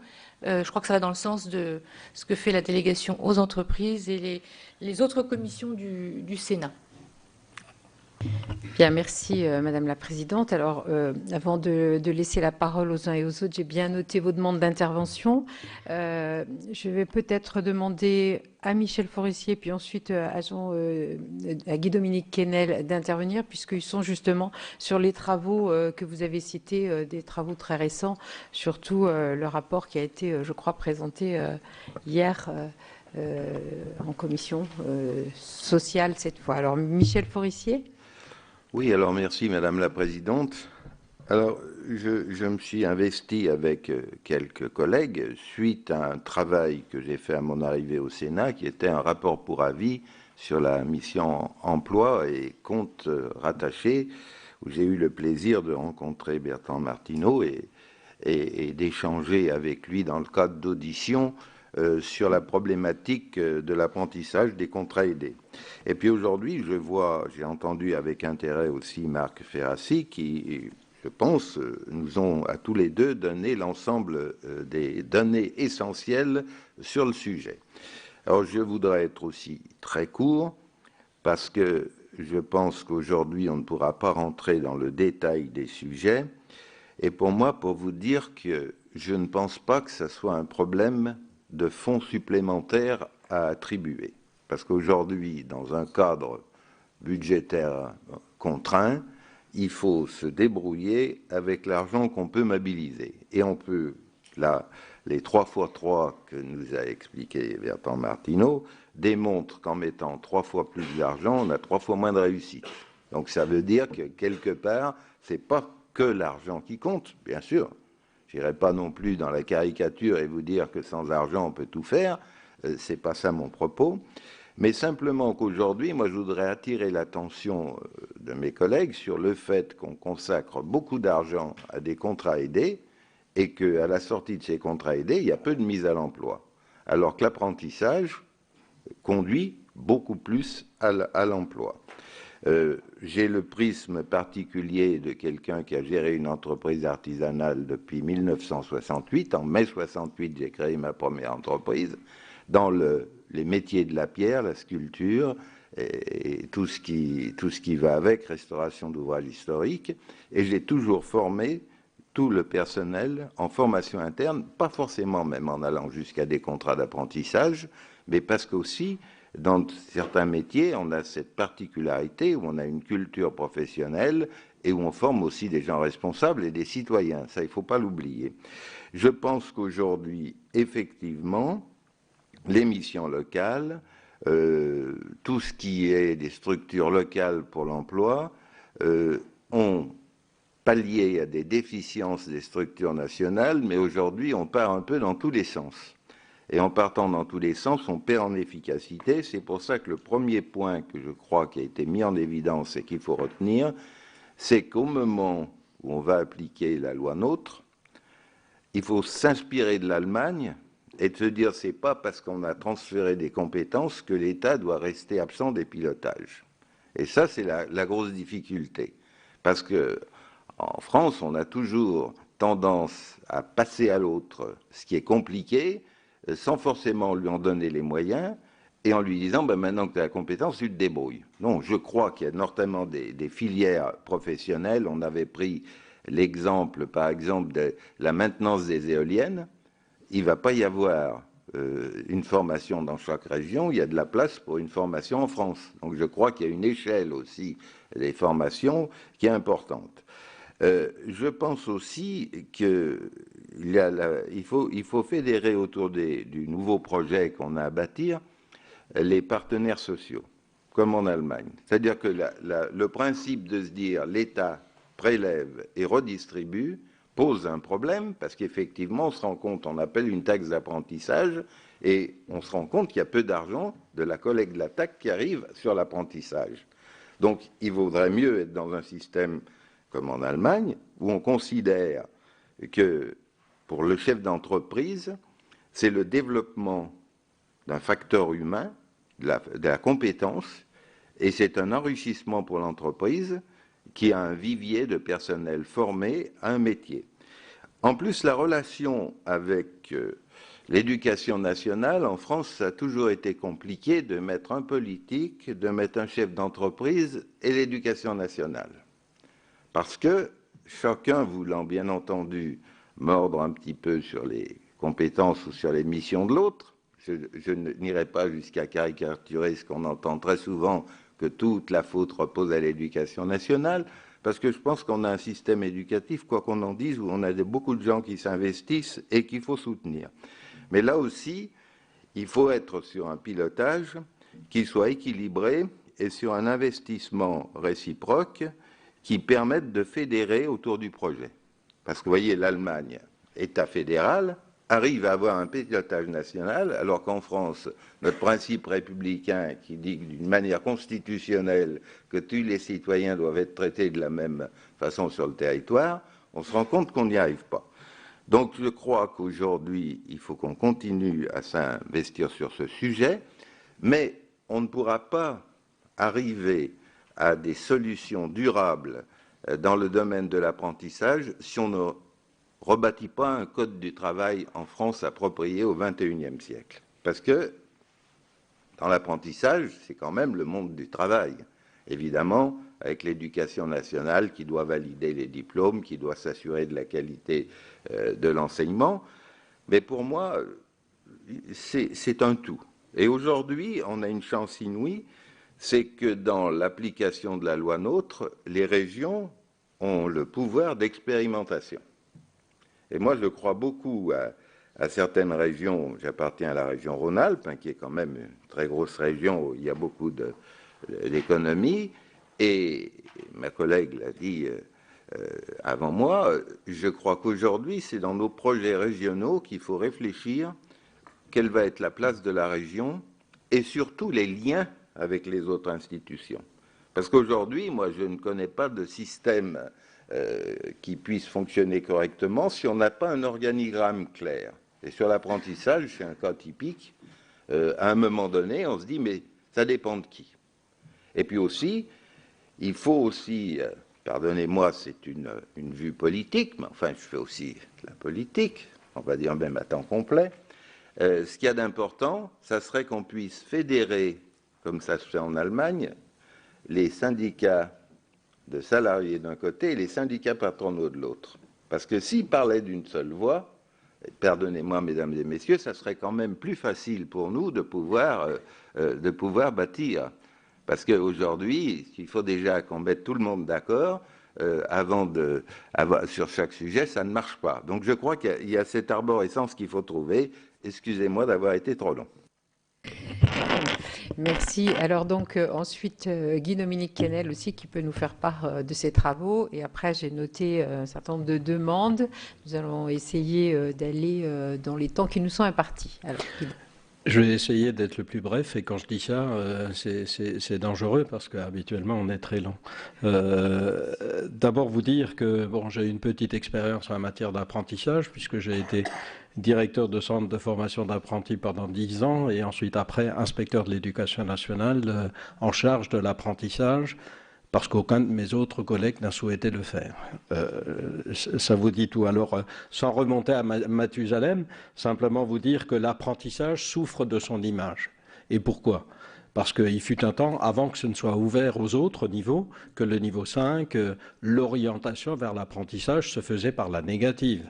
Et là, j'en viens tout de suite au système d'orientation en disant « tu n'es pas fait pour des études, donc automatiquement tu vas vers un métier ». Et je pense que l'erreur qui a été commise au départ, bien qu'il y ait eu des propositions dans ce domaine-là, c'est de maintenir le terme apprentissage dès lors que l'ouverture s'est faite vers les niveaux 4, 3, 2, 1, etc. Je pense qu'on aurait dû trouver un autre sigle lié plus au métier qu'à l'apprentissage. Et je pense que dans l'esprit de l'ensemble des personnes, à commencer par les parents d'ailleurs, parce que au niveau de l'orientation, évidemment, quand on propose aux parents que le jeune doit aller vers un métier de la bouche plutôt que de faire un enseignement général et un bac S, évidemment, vous connaissez la réaction et la proposition des parents. Et je pense que dès le départ, il y a eu un problème d'image qu'on n'a pas corrigé à ce moment-là. Deuxième élément que je voulais indiquer, c'est que, en complément de ce qu'a dit M. Martineau, dans le Code du travail, il est clairement précisé aussi que l'apprenti a un contrat de travail de type particulier qui intègre une durée de formation. Or, en France, on n'a jamais pris en compte que la primauté, c'était le contrat de travail, c'est-à-dire priorité à l'entreprise et ce qui s'y fait. Et c'est ce qu'on retrouve, vous aurez compris à mon accent que géographiquement je suis proche de l'Allemagne et de la Suisse et que évidemment nous connaissons bien le système d'en face, le système dual qui est orienté différemment et que la primauté est donnée bien sûr à l'apprentissage du métier et ensuite à l'insertion et à l'évolution professionnelle. Je crois que là aussi il y a un switch à faire qui n'est pas évident. Alors se pose le problème d'entrée, c'est-à-dire l'orientation. Quand, on peut dire les régions doivent s'en occuper, etc., c'est vrai, mais au départ, l'orientation se fait où? Elle se fait en 3e. Et elle se fait par les professeurs principaux des collèges. Et très souvent, tout simplement, les professeurs ignorent l'entreprise, non pas parce que, ma foi, ils n'ont pas besoin de l'entreprise, mais parce qu'ils ne la connaissent pas. Et je crois que c'est ce défaut qui existe d'entrée de jeu. Au niveau de l'orientation, les parents qui préfèrent voir une belle carrière intellectuelle à leurs enfants, ce qu'on ne peut pas contester, et deuxièmement, les professeurs principaux en charge de l'orientation, voire les conseillers d'orientation psychologues, qui ignorent la plupart du temps d'ailleurs le fonctionnement d'une entreprise. Donc parce qu'elle n'est pas intégrée dans leur formation initiale. Et je crois que là, il y a effectivement un nœud gordien qui doit être levé et qui ne permet pas justement de donner ces lettres de noblesse à l'apprentissage. Dernier élément, c'est vrai que l'éducation nationale a toujours souhaité conserver l'apprentissage sous sa coupe, non pas pour en faire la promotion, mais tout simplement pour avoir, j'allais dire, quelques débouchés subalternes pour un certain nombre de leurs enfants. Pardonnez-moi, je suis assez cruel, assez violent, bien que ça a été l'éducation nationale, ma maison, depuis le départ. Mais simplement pour dire, l'éducation nationale raisonne par rapport à ses propres besoins. qui sont le diplôme et non pas la formation professionnelle et l'insertion. Et je crois que là aussi, Philippe Séguin, déjà à l'époque, souhaitait que l'apprentissage relève du ministère du Travail. Il y a toujours eu un blocage à ce niveau-là. Et je pense l'avoir entendu tout à l'heure que, évidemment, l'apprentissage devrait relever d'un autre ministère que le ministère de l'Éducation nationale. Alors, je ne vous dis pas, celui qui réussira à le faire, voilà, on pourra le féliciter collectivement, mais c'est vrai. C'est vrai, dans la définition des diplômes, il ne faut pas s'étonner que le baccalauréat professionnel ne soit pas finalement la panacée au niveau de l'apprentissage. C'est évident, le bac pro n'a pas été fait pour l'enseignement professionnel, elle n'a pas été fait pour les entreprises. Le bac pro a été fait tout simplement pour caser un certain nombre d'élèves qui ne pouvaient ni aller dans le bac général ni dans le bac technologique. Il faut être franc dans ce qu'on dit et moi c'est la pratique qui me fait parler. Donc automatiquement, je crois qu'il y a dans le processus d'orientation et dans le rapport que nous soumettrons d'ici le mois de février prochain à l'ensemble de nos collègues, un certain nombre d'orientations nouvelles à donner et tout simplement d'impacts nouveaux à apporter pour redonner aussi ces lettres de noblesse à l'apprentissage. Je ne me fais pas trop d'illusions au départ parce que quand je dis contrat de travail de type particulier, ça veut dire aussi, et là je m'adresse au président de la PCMA et puis également à la Chambre de commerce, il faudra que la prise en compte au niveau de l'entreprise soit très forte aussi, ce qui est le cas en Allemagne. Il y a même des salariés qui sont détachés pour encadrer et former les apprentis parce qu'au départ, c'est un investissement au niveau de l'entreprise. Et l'apprenti n'est pas, entre guillemets, rentable au sein de l'entreprise, notamment la première année, surtout si la prise en charge n'est pas faite correctement. Si elle est faite correctement, il devient rentable dès la deuxième année. J'en ai fait la preuve au niveau de la pédagogie de l'alternance. Donc simplement pour vous dire qu'à ce niveau-là aussi, il faut qu'il y ait quelques lettres de noblesse qui soient données au sein de l'entreprise, d'abord à l'apprenti, mais aussi à celui qui l'encadre. Et je pense que dans ce cas de figure, on pourra peut-être avancer. Et je ne crois pas que ce soit une question de moyens. Et là, je rejoins mon collègue. Je ne pense pas que ce soit une question de moyens. C'est une question d'origine au départ, question justement d'image à redonner à l'apprentissage et en même temps dire aussi aux parents et dire aux jeunes que lorsque vous avez un métier, vous avez de l'or entre vos mains et que finalement, vous réussissez peut-être mieux que ceux qui ont un baccalauréat, voire des bacs plus 4, plus 5 et qui sont au chômage aujourd'hui. Et là aussi, bon, psychologiquement, il y a du boulot. Merci. Bien, merci pour ces témoignages. Donc, en fonction des demandes de prise de parole, on va essayer de grouper et de faire un peu court, et puis les intervenants répondront. Donc, une première série, Dominique Estrosi-Sassone, Serge Dassault et Nicole Bricq. Dominique, qui commence ? Je vais être très rapide parce qu'aucun d'entre vous n'en a parlé. C'est un sujet qui a toujours fait l'objet de discussions, de débats, y compris entre nos différentes formations politiques. Qu'en est-il pour vous de la baisse de l'âge de l'apprentissage ? On en a souvent parlé, on en a souvent fait un objet, ou en tout cas potentiellement inclure dans des programmes politiques, où on a souvent dit qu'il faudrait baisser l'âge de l'apprentissage à 14 ans. Et comme vous n'avez pas fait référence, je vous souhaite simplement avoir vos avis. Très bien, merci. Serge Dassault. Oui, remercier, Présidente. D'abord, je voudrais remercier Madame la Présidente d'avoir organisé cette table ronde tout à fait passionnante. Monsieur là-bas, qui vient de parler, je ne sais pas comment il s'appelle. Quesnel. Il a raison. Il y a diplôme et métier. L'éducation nationale ne sert qu'à faire des diplômes qui ne servent souvent à rien. Moi, j'ai des petits-enfants qui sont en université. Je leur dis, mais qu'est-ce que vous voulez faire plus tard ? Ah, on ne sait pas. Bon, ils apprennent des tas de trucs, mais ils ne savent pas ce qu'ils font après. C'est quand on a un métier, on sait de quoi le faire. Et je voudrais vous poser une question à vous tous. Est-ce que vous savez quel est le principal obstacle de l'apprentissage en France ? Pourquoi ça ne marche pas ? Pourquoi on n'y arrive pas ? Vous ne savez pas ? Vous n'allez rien dire. Vous n'avez pas prononcé ce mot. C'est le collège unique. Le collège unique est une catastrophe pour l'apprentissage des enfants. Soi-disant, on veut que tout le monde ait les mêmes connaissances. Ce n'est pas possible. Moi, j'étais maire d'une commune, Corbeil-Essonnes. Il y avait tous les ans, et il y a toujours d'ailleurs, 400 à 500 jeunes qui sortent du collège sans savoir rien faire et sans aller où. Ils vont pas dans le lycée, ils vont nulle part. Et qu'est-ce qu'ils deviennent? Malheureusement, souvent des délinquants. Ils traînent, ils font des bêtises, etc. S'ils avaient un métier, ils travailleraient.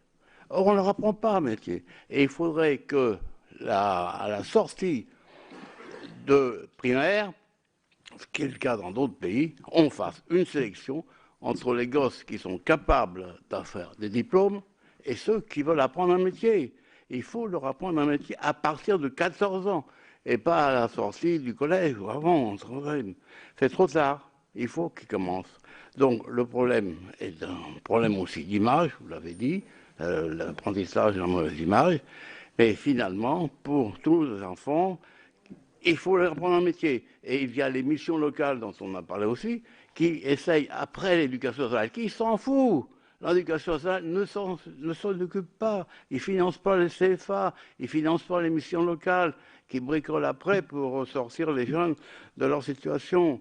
Donc tout ça, ça vient du collège unique. Il faut que vous tous vous demandiez la suppression du collège unique avec la formation professionnelle dès la sortie de la primaire, et puis la formation de diplôme pour ceux qui veulent faire des diplômes, mais qui souvent d'ailleurs ne servent à rien. Il y a 150 000 jeunes par an, depuis 15 ans, tout le monde s'en fout, les ministres d'éducation sociale s'en foutent.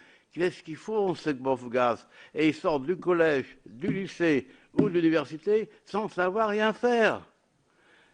Et c'est pour ça qu'il y a le chômage des jeunes en France, qu'il n'y a pas en Allemagne, parce qu'ils n'en ont pas pour un métier. Très bien, merci. Donc le problème, c'est leur apprendre un métier et pas des diplômes. Je vais donc passer la parole à Nicole Bricq maintenant. Oui, merci Madame la Présidente. Moi j'ai deux questions concrètes, compte tenu de l'heure et qu'il va nous falloir aller en séance. La première s'adresse au président Griset. Dans son propos, il a, au sein d'un même corps de phrases, vous avez mis côte à côte, peut-être avec une virgule, je ne sais pas, la baisse de l'apprentissage, qui a été chiffrée tout à l'heure, et la montée des contrats aidés, et notamment des contrats d'avenir. Alors, je voudrais que vous étayiez un peu votre propos sur des chiffres, sur un commentaire, ça me paraît important. Et puis, la deuxième question, elle est à celui qui voudra y répondre, mais de l'intérêt des statistiques sexuées, parce que j'ai lu dans la note fort bien achalandée de la délégation aux entreprises, dont je fais partie, que les jeunes femmes ne représentaient que 1/3 des contrats d'apprentissage. Et ma question, c'est pourquoi je la pose? Parce que, on le sait, les économistes le savent, la croissance potentielle, elle repose beaucoup, l'amélioration, elle repose beaucoup sur les femmes dans la vie active. C'est un effet macroéconomique, vous le savez. Et donc, est-ce que c'est parce qu'elles sont moins nombreuses dans ces filières au départ, alors là, il y a un effet mécanique, ou est-ce que les formations ne sont pas adaptées à elles? Parce que je pense que c'est quand même très important. Et j'ai toujours plaidé pour garder des statistiques sexuées. Voilà un bon exemple. Merci Madame la Présidente et à vos services. Merci. Donc déjà, si vous pouviez répondre à la fois sur alors il y a des questions très précises au président Griset, sur l'âge de l'apprentissage, le collège unique. Qui est-ce qui prend la parole? Monsieur Ferracci. Peut-être à la fois sur l'âge de l'apprentissage et les statistiques sexuées. Sur les statistiques, je pense qu'il y a un effet sectoriel qui est que, contrairement à l'Allemagne, l'apprentissage pèse en France, enfin plutôt surtout localisé dans des filières qui ne sont pas forcément les filières services et tertiaires, et qu'il y a dans l'inconscient collectif l'idée que, peut-être aussi dans l'esprit des familles, l'idée que les garçons vont plutôt vers l'industrie, les filles plutôt vers le tertiaire, même si c'est pas forcément une loi. Mais je pense qu'il y a un effet sectoriel. Je pense que cette proportion d'un tiers qui est très faible et qu'il faudrait accroître tient aussi au fait qu'on devrait plus développer l'apprentissage dans le secteur des services. Sur l'âge de l'apprentissage, c'est une question lourde. Je pense que pour y répondre, il faut s'intéresser à ce que deviennent les apprentis sur la longue période. Et je n'ai pas beaucoup insisté là-dessus par manque de temps, mais ce que nous disent les évaluations économiques qui regardent toute la trajectoire professionnelle des apprentis, en la comparant avec celle de gens qui ne sont pas passés par l'apprentissage, c'est que l'apprentissage a un très fort effet positif à court terme sur l'insertion professionnelle, mais, et c'est un mais, il faut y faire attention, que l'apprentissage peut aussi freiner ou empêcher des reconversions professionnelles sur le tard. Pourquoi? Parce que l'apprentissage procure des compétences assez spécifiques à un métier et que si on fait l'impasse sur ce qu'on appelle le capital humain général, les compétences de base, les compétences fondamentales, eh bien, dans un monde qui implique à un moment ou à un autre des reconversions professionnelles, on prend le risque de ne pas permettre, de ne pas outiller les gens pour ce type de reconversion en commençant l'apprentissage trop tôt, c'est-à-dire en limitant les savoirs fondamentaux. Donc je pense qu'il faut prendre garde à ça, et ça appelle une seconde remarque concernant l'institution, ou plutôt le cadre institutionnel de notre système d'alternance au sens large, c'est qu'on a deux contrats. On a le contrat de professionnalisation qui s'adresse potentiellement aux plus de 26 ans, mais qui en réalité concerne beaucoup de gens qui ont moins de 26 ans et qui pourraient aller en apprentissage. Et on a le contrat d'apprentissage. La professionnalisation a moins d'exigences en termes de formation, puisque avec 150 heures de formation, on peut accéder à un contrat de professionnalisation. Et l'apprentissage, comme on l'a dit, donne accès à un diplôme avec peut-être des exigences en termes de formation qui sont trop élevées par rapport aux besoins des entreprises. Et Bertrand Martineau a rappelé tout à l'heure qu'en Allemagne, on passait moins de temps sur les bancs des CFA lorsqu'on est en contrat d'apprentissage. Donc il y a un enjeu qui consiste peut-être à rapprocher les deux modèles, faire en sorte que l'apprentissage soit un peu plus proche des besoins des entreprises, mais aussi faire en sorte que la professionnalisation ait des exigences en termes de formation qui permettent justement eh bien, d'envisager des reconversions professionnelles futures. Donc il y a un enjeu aussi de simplification du système à cet égard. Président Griset. Oui, Madame la Ministre, sur le fait que les jeunes filles iraient moins en apprentissage, il y a des constats aujourd'hui, mais il y a eu beaucoup de progrès néanmoins. Il y en a beaucoup plus aujourd'hui que précédemment. Bon, c'est vrai que dans le secteur de l'artisanat, il y a comme des métiers où il est, par exemple en esthétique, il n'y a pas beaucoup de garçons. Bon, il y a des métiers qui sont plutôt fléchés en fonction qu'on soit garçon ou fille, mais il y a des évolutions considérables et on voit aujourd'hui dans bon nombre de filières, même dans le bâtiment, hein, dans l'alimentation, pas mal de jeunes filles qui y viennent, mais on est quand même encore dans une culture, dans une vision globale, mais nous souhaitons naturellement pouvoir développer le nombre de jeunes filles dans les formations et souvent elles y apportent beaucoup. Et on y est favorable. Sur l'apprentissage à 14 ans, le dispositif qui a eu longtemps existé de pré-apprentissage, on n'était pas tout à fait dans l'apprentissage quasi de pré-apprentissage à 14 ans, a démontré que pour un certain nombre de publics en grande difficulté, c'était une solution pour éviter de traîner pendant des années dans le système académique classique. Et donc nous y sommes plutôt favorables. Et là, tous les chiffres démontrent que ça a été souvent une réussite.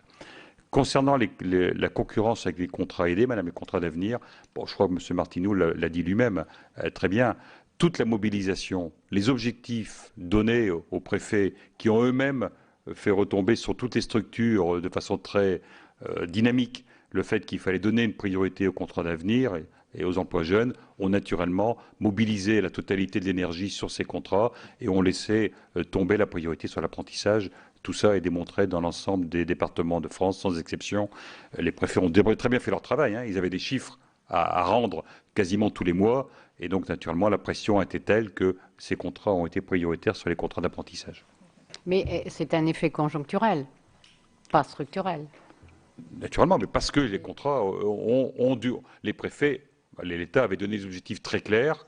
Et donc, pendant cette période-là, effectivement, on a vu que la priorité n'était pas au contrat d'apprentissage sur l'ensemble des services de l'État.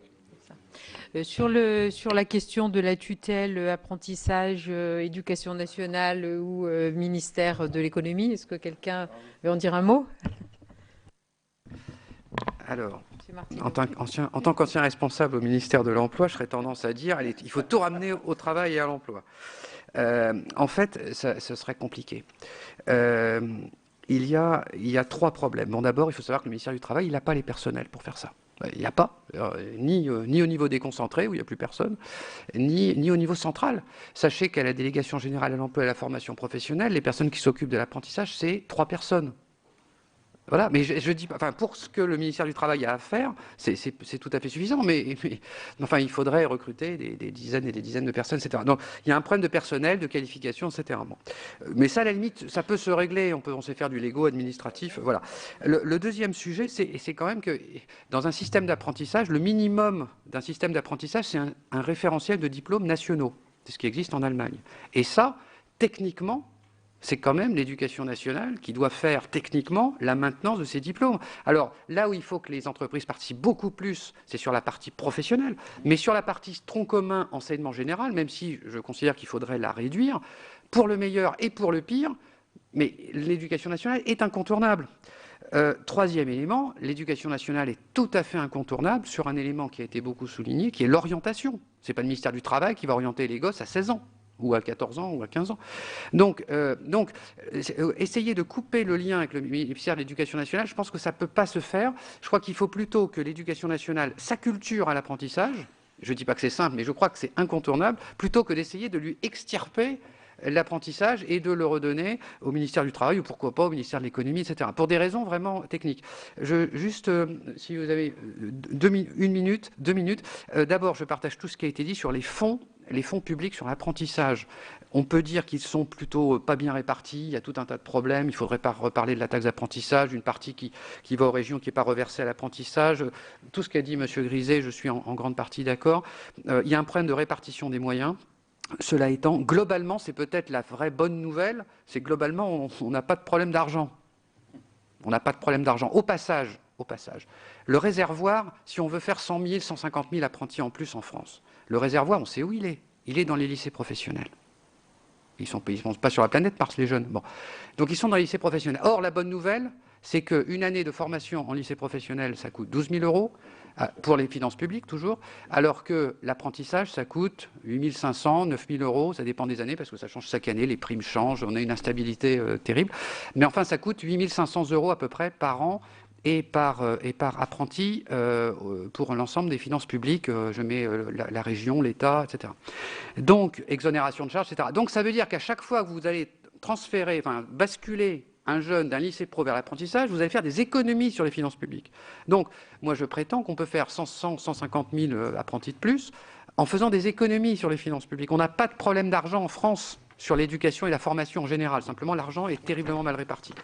Dernier point sur l'âge à 16 ans. Je rappelle, en Allemagne, l'apprentissage, c'est 16 ans.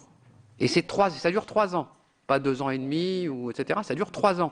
Les entreprises s'engagent sur 3 ans. Et d'ailleurs, ça induit un modèle économique différent, puisque sur 3 ans, l'apprenti est rentable en Allemagne. Il est rentable parce qu'il produit, parce qu'il est déjà pré-embauché, parce qu'il va coûter moins cher, etc.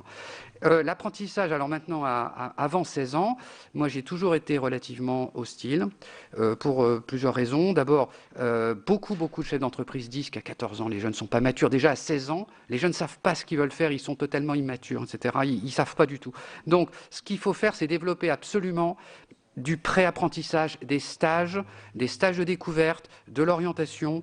Et peut-être, c'est ce que je propose, c'est à l'intérieur du collège, créer des filières un peu spécifiques qui font du pré-apprentissage, pas un contrat de travail, mais des stages de découverte dans l'entreprise. Moi, je connais des jeunes qui ont fait un stage bête de 1 semaine, mais vraiment presque machine à café, vous voyez. Et ils ont discuté avec les gens de l'entreprise, et à la sortie, ils voulaient faire de l'apprentissage. Donc, il faut vraiment penser cette question du pré-apprentissage, de la transition, peut-être travailler sur le collège unique, peut-être faire des évaluations sur les compétences des élèves, y compris comportementales, en 5e, et faire des filières un peu spécifiques à partir de la 4e pour faciliter la transition vers l'apprentissage. Mais la signature de contrat d'apprentissage à 14 ans me paraît à la fois pas vraiment correspondre à la réalité de ce que sont les jeunes aujourd'hui, puis accessoirement à ce qu'est l'économie moderne. C'est-à-dire que quand même des métiers qui sont faisables à 14 ans, et qui ouvre des perspectives, il n'y en a quand même plus beaucoup dans l'économie du XXIe siècle. On est quand même globalement dans une montée en gamme des compétences et il faut essayer de laisser le moins de monde possible sur le bord du chemin. Alors, si vous voulez bien, je suis obligée de regarder l'heure, mais pour dire d'abord à nos collègues que en fait la session ordinaire a été ouverte cette nuit, donc ça ne veut pas dire que c'est pas important d'aller en séance, mais ça nous laisse 5 ou 10 minutes de plus. Donc, je vais prendre les 3 questions suivantes et on essaiera d'être les uns et les autres très synthétiques. C'est ce que je vous demande. Donc, nous avons Olivier Cadic, Martial Bourquin et Annick Billon. Voilà. Alors, Olivier Cadic.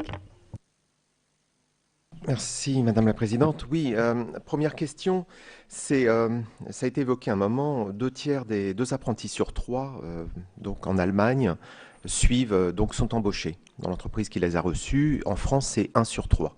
Donc est-ce que vous pouvez nous donner une idée qui justifie le fait qu'il y a un tel écart? La deuxième question, très intéressante intervention de M. Martineau. Par contre, je suis un petit peu gêné par la deuxième partie. Vous savez, en termes d'entrepreneur, de chef d'entreprise, moi, quand je recrute quelqu'un, c'est pas le diplôme qui m'intéresse, c'est la compétence qu'il a acquis. Parce que c'est ça qui va être partie prenante pour faire fonctionner mon entreprise. Et quand j'avais dû recruter un apprenti, j'ai créé ma société à 20 ans dans l'électronique. À 24 ans, j'ai voulu recruter un apprenti pour qu'il fasse un BTS électronique. À 24 ans, les avions Marcel Dassault me faisaient confiance pour dessiner les commandes de vol du premier Rafale. Eh bien, à 24 ans, un inspecteur d'académie ne me faisait pas confiance pour prendre en apprentissage un jeune en BTS électronique. Voilà, exactement à la même année. Et donc, ce qui est intéressant dans l'approche de dire si on bascule effectivement l'apprentissage de l'éducation nationale vers le côté emploi et les entreprises en leur faisant confiance, est-ce que vous avez une idée de l'économie sur le budget de l'éducation nationale, puisque ça ferait beaucoup de profs en moins? Donc, quand vous dites le coût est 3 fois supérieur, est-ce que vous avez intégré cette dimension du coût dans l'éducation nationale de ces profs, si on faisait cette économie? Parce que ça, je pense que ça pourrait être intéressant d'un point de vue budgétaire. Troisième point, c'est effectivement, ça a été évoqué par Madame, notre collègue Catherine Morin-Desailly, et ça a été aussi évoqué par vous. Et là, par contre, je suis tout à fait en accord. C'est la question des stages d'immersion avant 16 ans, parce qu'il est évident que ça donne pour le jeune, je suis d'accord aussi sur ce côté maturité, c'est normal, on découvre, et c'est vrai qu'en faisant un stage d'une semaine ou 2 semaines, ça peut éviter d'aller vers un apprentissage qui échouera, parce que finalement le jeune dira c'est pas mon truc. Enfin, 4e point, et je profite de la venue de Françoise Gatel, parce que c'était une de ses remarques hier sur la question de l'apprentissage, puisque Catherine Morin-Desailly a aussi parlé d'Erasmus, de l'apprentissage, donc passer d'un pays à l'autre. Et là se pose la problématique des législations et des normes que nous avons en France. Et Françoise l'a justement résumé hier. Comment voulez-vous être un apprenti couvreur si vous n'êtes pas autorisé à monter sur un toit? Et donc ça, c'est aussi un problème que nous avons. Et je pense que ça aussi, c'est comment est-ce que vous pensez qu'on puisse l'adresser? Parce que qui dit emploi dit mobilité professionnelle. Merci. Ensuite, Martial Bourquin. Oui. Concernant les comparaisons entre l'Allemagne et la France, c'est très utile. Simplement, comparons ce qui est comparable. On a une industrie différente, déjà.